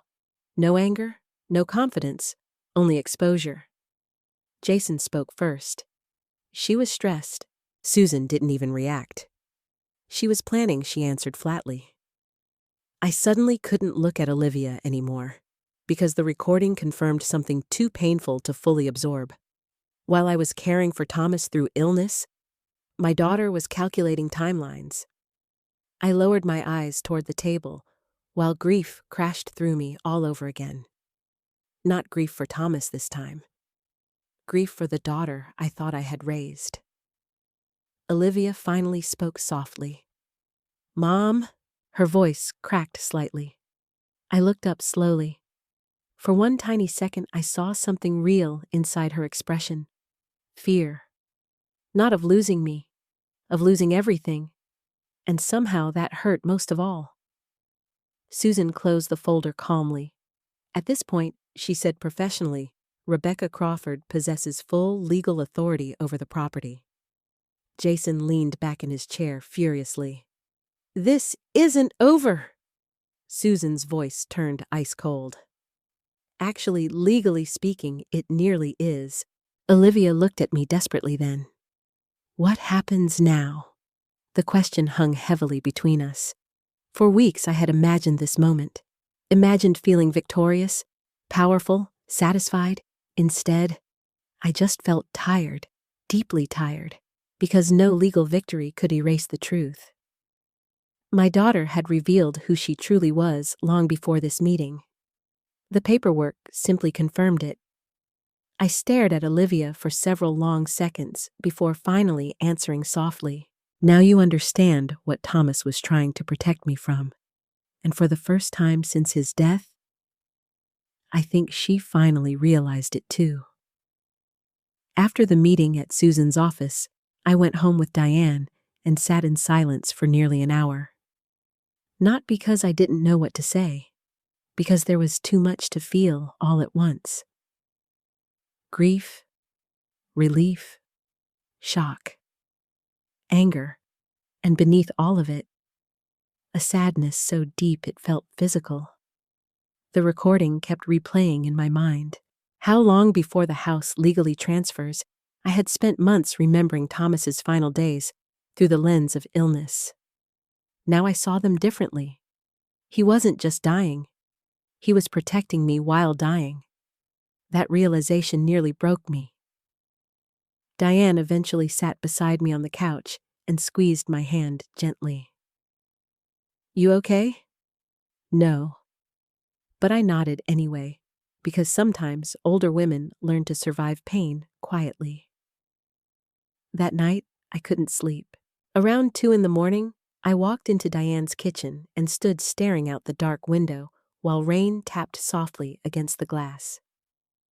I kept thinking about Olivia as a child, the first time she called me mommy, the school lunches I packed, the nights I stayed awake sewing Halloween costumes because we couldn't afford store-bought ones. Where did that little girl go?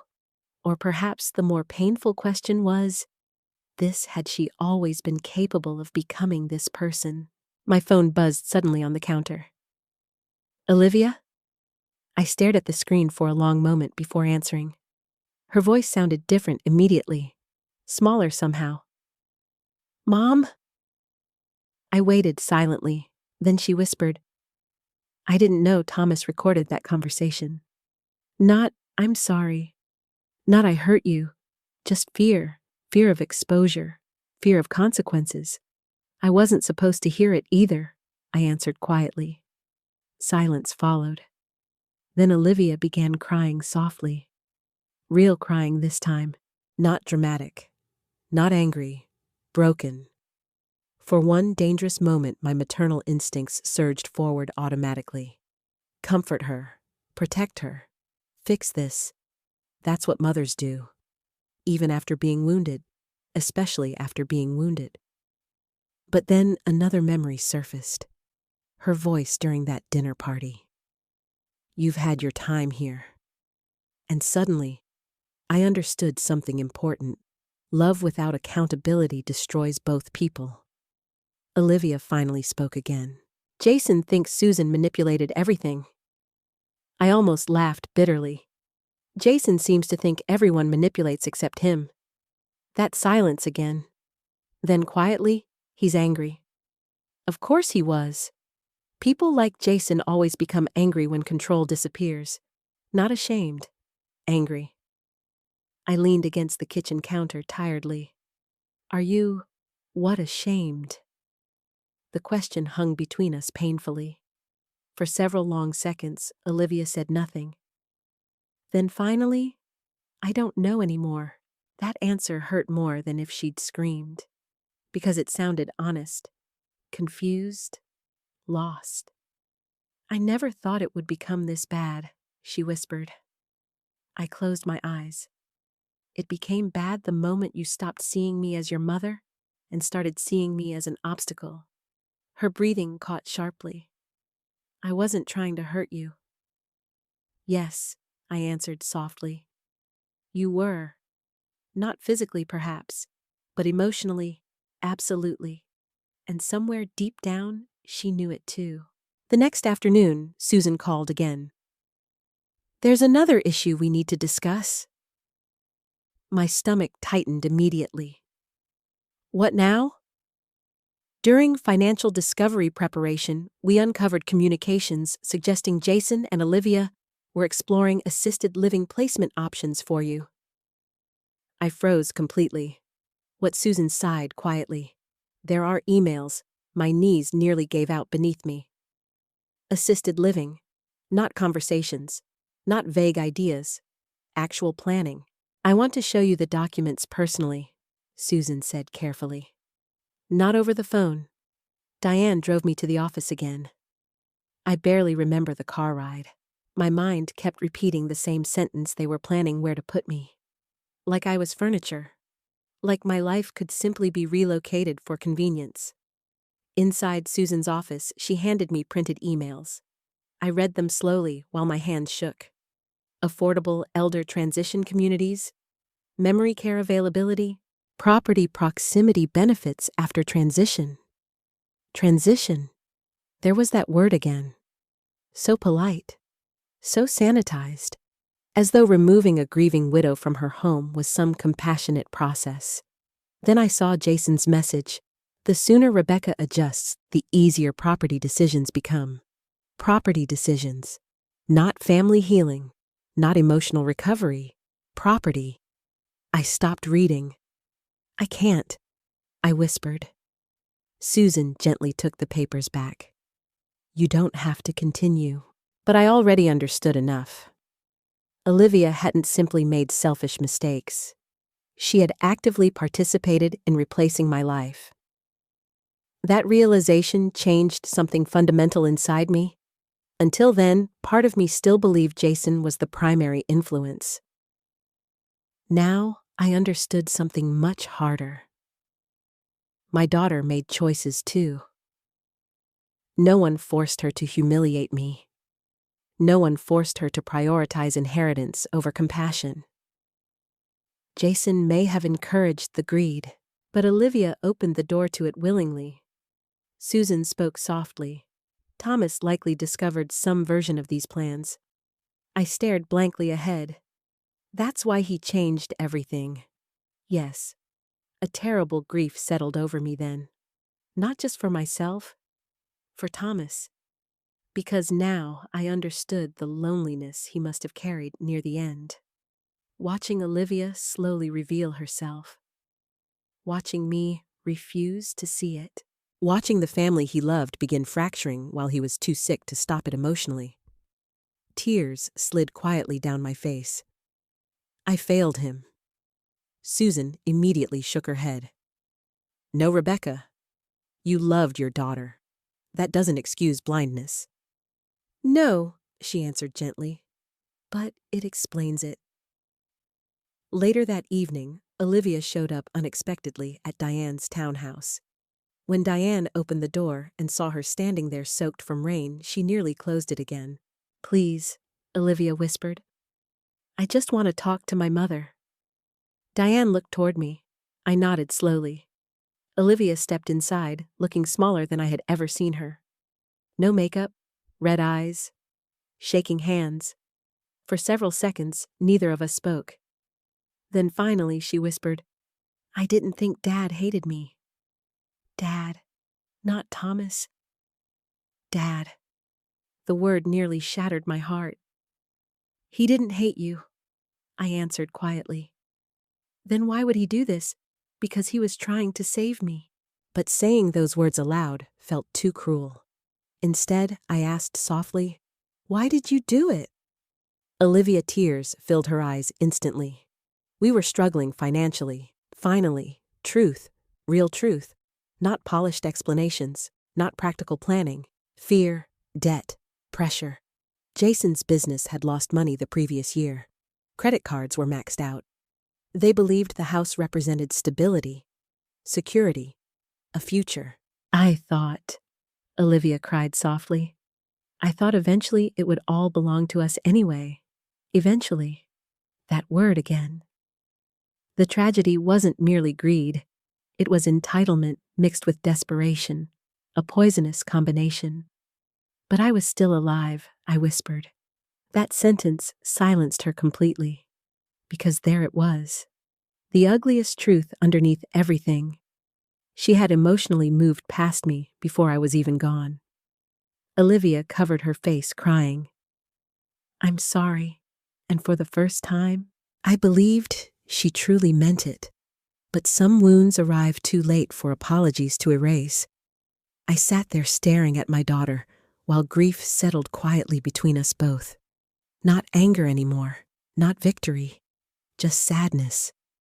Because Thomas had seen the truth long before either of us were ready to face it. And now, the damage sat fully exposed between mother and daughter alike. I returned home on a quiet Thursday morning, not as a guest, not as a frightened widow clinging to memories. As the rightful owner of the life I had almost allowed other people to take from me. The sky was pale blue after several days of rain, and the maple tree in the front yard had begun showing the first signs of spring. Tiny red buds along the branches. Thomas would have noticed them immediately. Healing always starts quietly, he used to say every spring. Diane parked beside the curb and squeezed my hand before I stepped out of the car. You sure you're ready? No, but readiness is overrated. Sometimes life moves whether your heart has caught up or not. Susan had finalized everything legally the day before. Olivia and Jason had signed an agreement acknowledging my full authority over the property and agreeing to vacate the house within 48 hours. Jason signed angrily. Olivia signed, crying. Neither reaction changed the facts. I walked slowly toward the front porch, carrying only my purse and the small framed photograph of Thomas I had taken with me the night I left. The same photograph Olivia had once shoved into a closet because it no longer matched her updated space. The front door opened before I reached it. Olivia stood there silently. For several seconds, neither of us spoke. She looked exhausted. Not physically, spiritually. Like reality had finally become heavier than denial. I packed most of our things, she said quietly. Our things. Interesting how quickly ownership language changes once paperwork appears. I nodded once. Thank you. That was all. No screaming, no dramatic confrontation, just exhaustion. Jason appeared behind her moments later carrying a box toward the driveway. The moment he saw me, his jaw tightened. But for the first time since this nightmare began, he said nothing. Because men like Jason rely heavily on intimidation. Once legal boundaries remove that power, they often shrink quickly. Movers loaded furniture into a rental truck, while I stood silently near the porch. Neighbors peeked discreetly through curtains. No doubt rumors had spread already. Older widows returning home through lawyers tends to attract attention in suburban Ohio. Aunt Carol even drove slowly past the house twice, pretending not to stare. I almost laughed. Families become fascinated by justice once it finally arrives. Around noon, Olivia approached me hesitantly, while movers carried out the last boxes from the living room. I left the kitchen organized, she said softly. I looked toward the kitchen doorway. For weeks I had imagined this moment differently. I imagined feeling victorious. Instead, I mostly felt sad, because every room inside that house carried evidence of how far we had fallen from being a family. The remodeled shelves, the moved furniture, the missing warmth. Olivia shifted nervously beside me. Mom? I waited silently. Then she whispered, I really am sorry. There it was again. The apology. And this time, I believed it even more than before. But belief and trust are not the same thing. I looked directly at my daughter. You didn't just hurt me, Olivia. Tears filled her eyes instantly. You made me feel disposable. That word visibly shattered her. Disposable. Because suddenly, she understood the emotional reality underneath all the legal arguments. I wasn't devastated over paperwork. I was devastated because my daughter treated me like an obstacle standing between her and a better future. Olivia covered her mouth while crying softly. I don't know how things got this bad. Yes, I answered quietly. You do. The truth settled heavily between us. Not cruelty for cruelty's sake. Gradual moral compromise. Tiny, selfish decisions repeated until empathy disappeared completely. Jason walked outside again, then clearly impatient. We need to go. His voice sounded tight with humiliation. Good. Humiliation teaches lessons, comfort never will. Olivia looked back toward him briefly before facing me again. I never wanted to lose you. I almost answered immediately, then stopped. Because part of healing, real healing, is refusing to lie, simply because honesty feels uncomfortable. You already did, I whispered softly. She cried harder after that, but I didn't take the words back. Because truth matters, especially after months of manipulation. The moving truck finally pulled away around 2 p.m, and suddenly, the house became quiet again.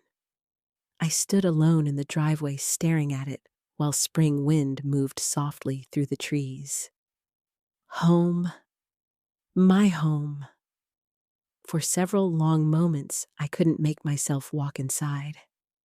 Not because I feared the house, because I feared the grief waiting inside it. Every room still belonged partly to Thomas. Every hallway still carried his memory. Eventually, Diane touched my shoulder gently. You don't have to rush. But I nodded slowly. Yes, I whispered. I do. I stepped through the front door carefully. Silence greeted me immediately. Not hostile silence like before. Peaceful silence. The kind that allows breathing again. I walked slowly through the living room. The furniture looked different after weeks of disruption, but the soul of the house remained. Thomas's soul remained. I placed the framed photograph back above the fireplace myself, then stood there staring at it for several seconds. We made it, I whispered softly. Tears blurred my vision instantly. Not dramatic tears. Quiet ones. The kind that arrive when survival finally settles into your bones. Diane helped me unpack a few essentials before leaving me alone for the evening. As sunset filled the windows with warm gold light, I wandered through the house room by room. The kitchen, the staircase, Thomas's office, our bedroom. Some things had changed permanently, and some things never would. Inside the bedroom closet, I discovered one final surprise. Olivia had carefully folded several of my sweaters and placed them neatly on the shelf. Small, insignificant perhaps, but strangely human. Proof that somewhere beneath all the greed and fear, my daughter still existed. Broken people rarely become monsters all at once. Usually, they simply lose themselves gradually while chasing security status or validation. Olivia lost herself.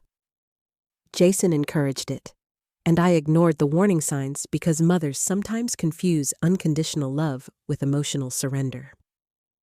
Later that night, Susan called to check on me. "How are you feeling?" I looked around the quiet living room before answering honestly. Tired. She laughed softly. "That sounds healthy, actually." I smiled faintly. Then after a pause, I asked, "What happens to Olivia's inheritance now?" Susan became quiet briefly. "That decision belongs entirely to you." I stared toward the maple tree outside the window. "The decision belongs entirely to you." For most of my life, I made decisions based on guilt, obligation, fear of disappointing others. Now at 67 years old, I finally understood something revolutionary. Compassion without self-respect becomes self-destruction. And Thomas knew that long before I did. That night, I sat alone on the back porch, wrapped in a blanket while spring air moved softly through the darkness. The house no longer felt threatened, only wounded, like me. But wounds can heal when protected properly. As I listened to the quiet sounds of evening settling around the yard, I realized something surprising. I didn't want revenge anymore. Not against Olivia, not even against Jason. What I wanted now was peace. Real peace. The kind Thomas tried so desperately to leave behind for me. And for the first time in months, I finally believed I might actually find it. Healing did not arrive all at once. That's something people rarely tell you. After betrayal, there is no magical morning where you wake up untouched by what happened. Healing comes quietly, in tiny moments, the first full night of sleep, the first meal you enjoy again, the first time laughter escapes your mouth without guilt attached to it. 3 months after Olivia and Jason moved out, the house finally began feeling like home again. Not the old version of home. That life was gone. But a new kind of peace slowly settled into the rooms Thomas and I once shared. I repainted the downstairs guest room myself. Soft cream walls, new curtains, fresh flowers near the window.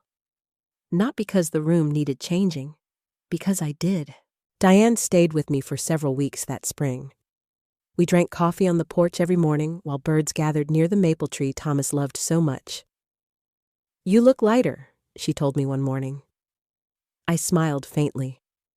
"I feel older." Diane laughed softly.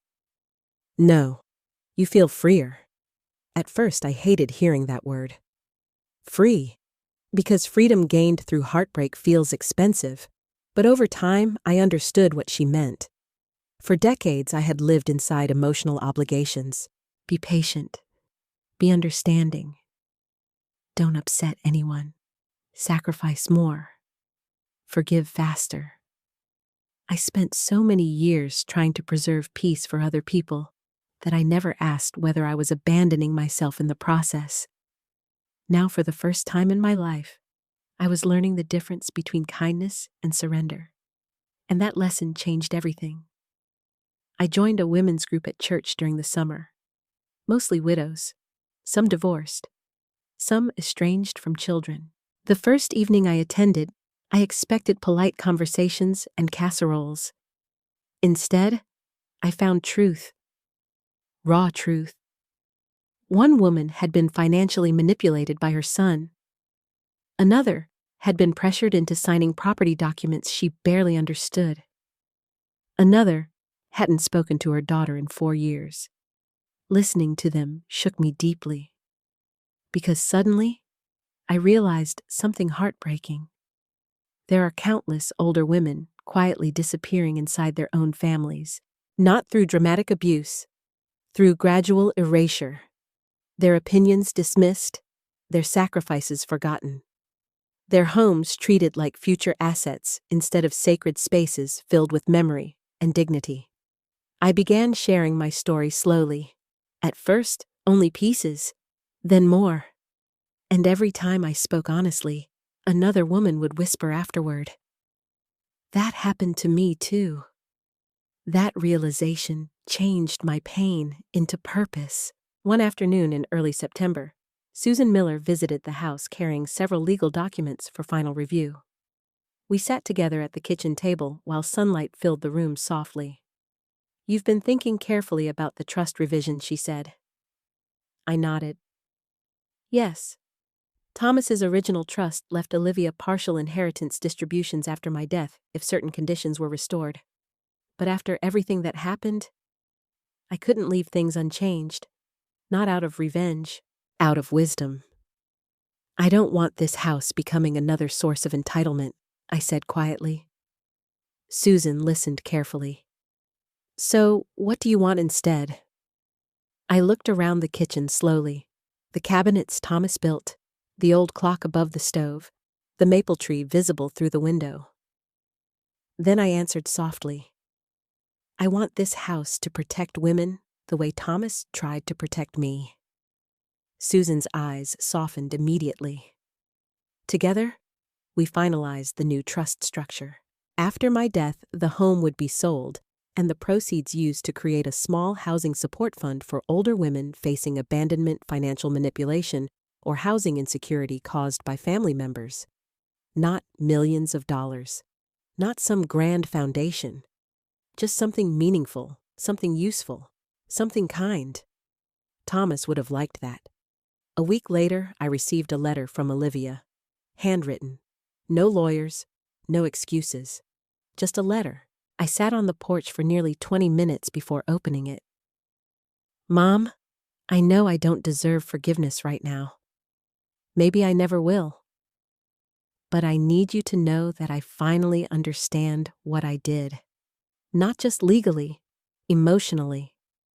I stopped seeing you as a person and started seeing you as part of a future I thought I deserved. Jason and I were drowning financially, and I convinced myself that survival justified everything. But it didn't. I forgot that while I was planning my future, you were grieving your husband. I forgot you were still my mother before anything else, and I will regret that for the rest of my life." I cried quietly after reading those words, not because the pain disappeared, because accountability matters. Real accountability. Not dramatic apologies designed to erase consequences. Honest recognition of harm. That's different. I wrote back 3 days later. Not a long letter, not an emotional one, just truthful. "Olivia, I do love you. That never changed. But love cannot survive without respect. You asked me once why Thomas protected me the way he did. Now I finally understand the answer. He loved me enough to make sure I would not disappear inside someone else's selfishness. I hope one day you learn how to love people without needing to possess what belongs to them. I am healing, and I hope someday you heal too. Love, Mom." I never received a response to that letter. Not yet, anyway. But strangely, that felt okay. Because closure doesn't always arrive through reconciliation. Sometimes closure arrives when you finally stop abandoning yourself to keep someone else comfortable. Late that autumn, I sat alone on the back porch, wrapped in one of Thomas's old flannel blankets, while orange leaves drifted across the yard. The maple tree blazed gold and red against the evening sky. Beautiful, steady, still standing after every storm. Just like the house, just like me. For a long time, I thought survival meant enduring pain quietly. Now I know better. Real survival means protecting your dignity, even when the people hurting you share your blood. Especially then. I still miss Olivia. Every day, I still pray for her. Still hope she becomes softer with time, but I no longer confuse motherhood with self-destruction. That lesson came too late to save my family completely, but not too late to save me. And maybe that matters too. As darkness slowly settled across the yard, I leaned back in my chair and listened to the quiet sounds of home surrounding me once again. Not perfect, not untouched, but peaceful. Finally, peaceful. And for the first time in a very long time. I wasn't afraid of losing myself anymore. After everything that happened, I learned a painful but important truth. Love without boundaries can become a doorway to suffering. For most of my life, I believed being a good mother meant sacrificing endlessly, forgiving instantly, and putting everyone else's needs before my own. But kindness should never require you to disappear. Too many parents spend years building homes, families, and futures only to be treated like burdens once they grow older. And sometimes the deepest heartbreak doesn't come from strangers. It comes from the people you once carried in your arms. What happened between Olivia and me taught me that protecting yourself is not cruelty. Setting boundaries is not selfishness. And saying no to manipulation does not make you a bad parent. Forgiveness is possible. Healing is possible. But trust must be rebuilt with honesty, accountability, and respect. If you're watching this and you've ever felt dismissed, abandoned, or emotionally pushed aside by someone you loved, please know this: your life still has value. Your voice still matters. And your kindness should never become permission for others to take advantage of you. And maybe most importantly, it is never too late to choose yourself with dignity. If this story touched your heart, I'd truly love to hear from you in the comments. Have you ever experienced betrayal or disrespect from someone close to you?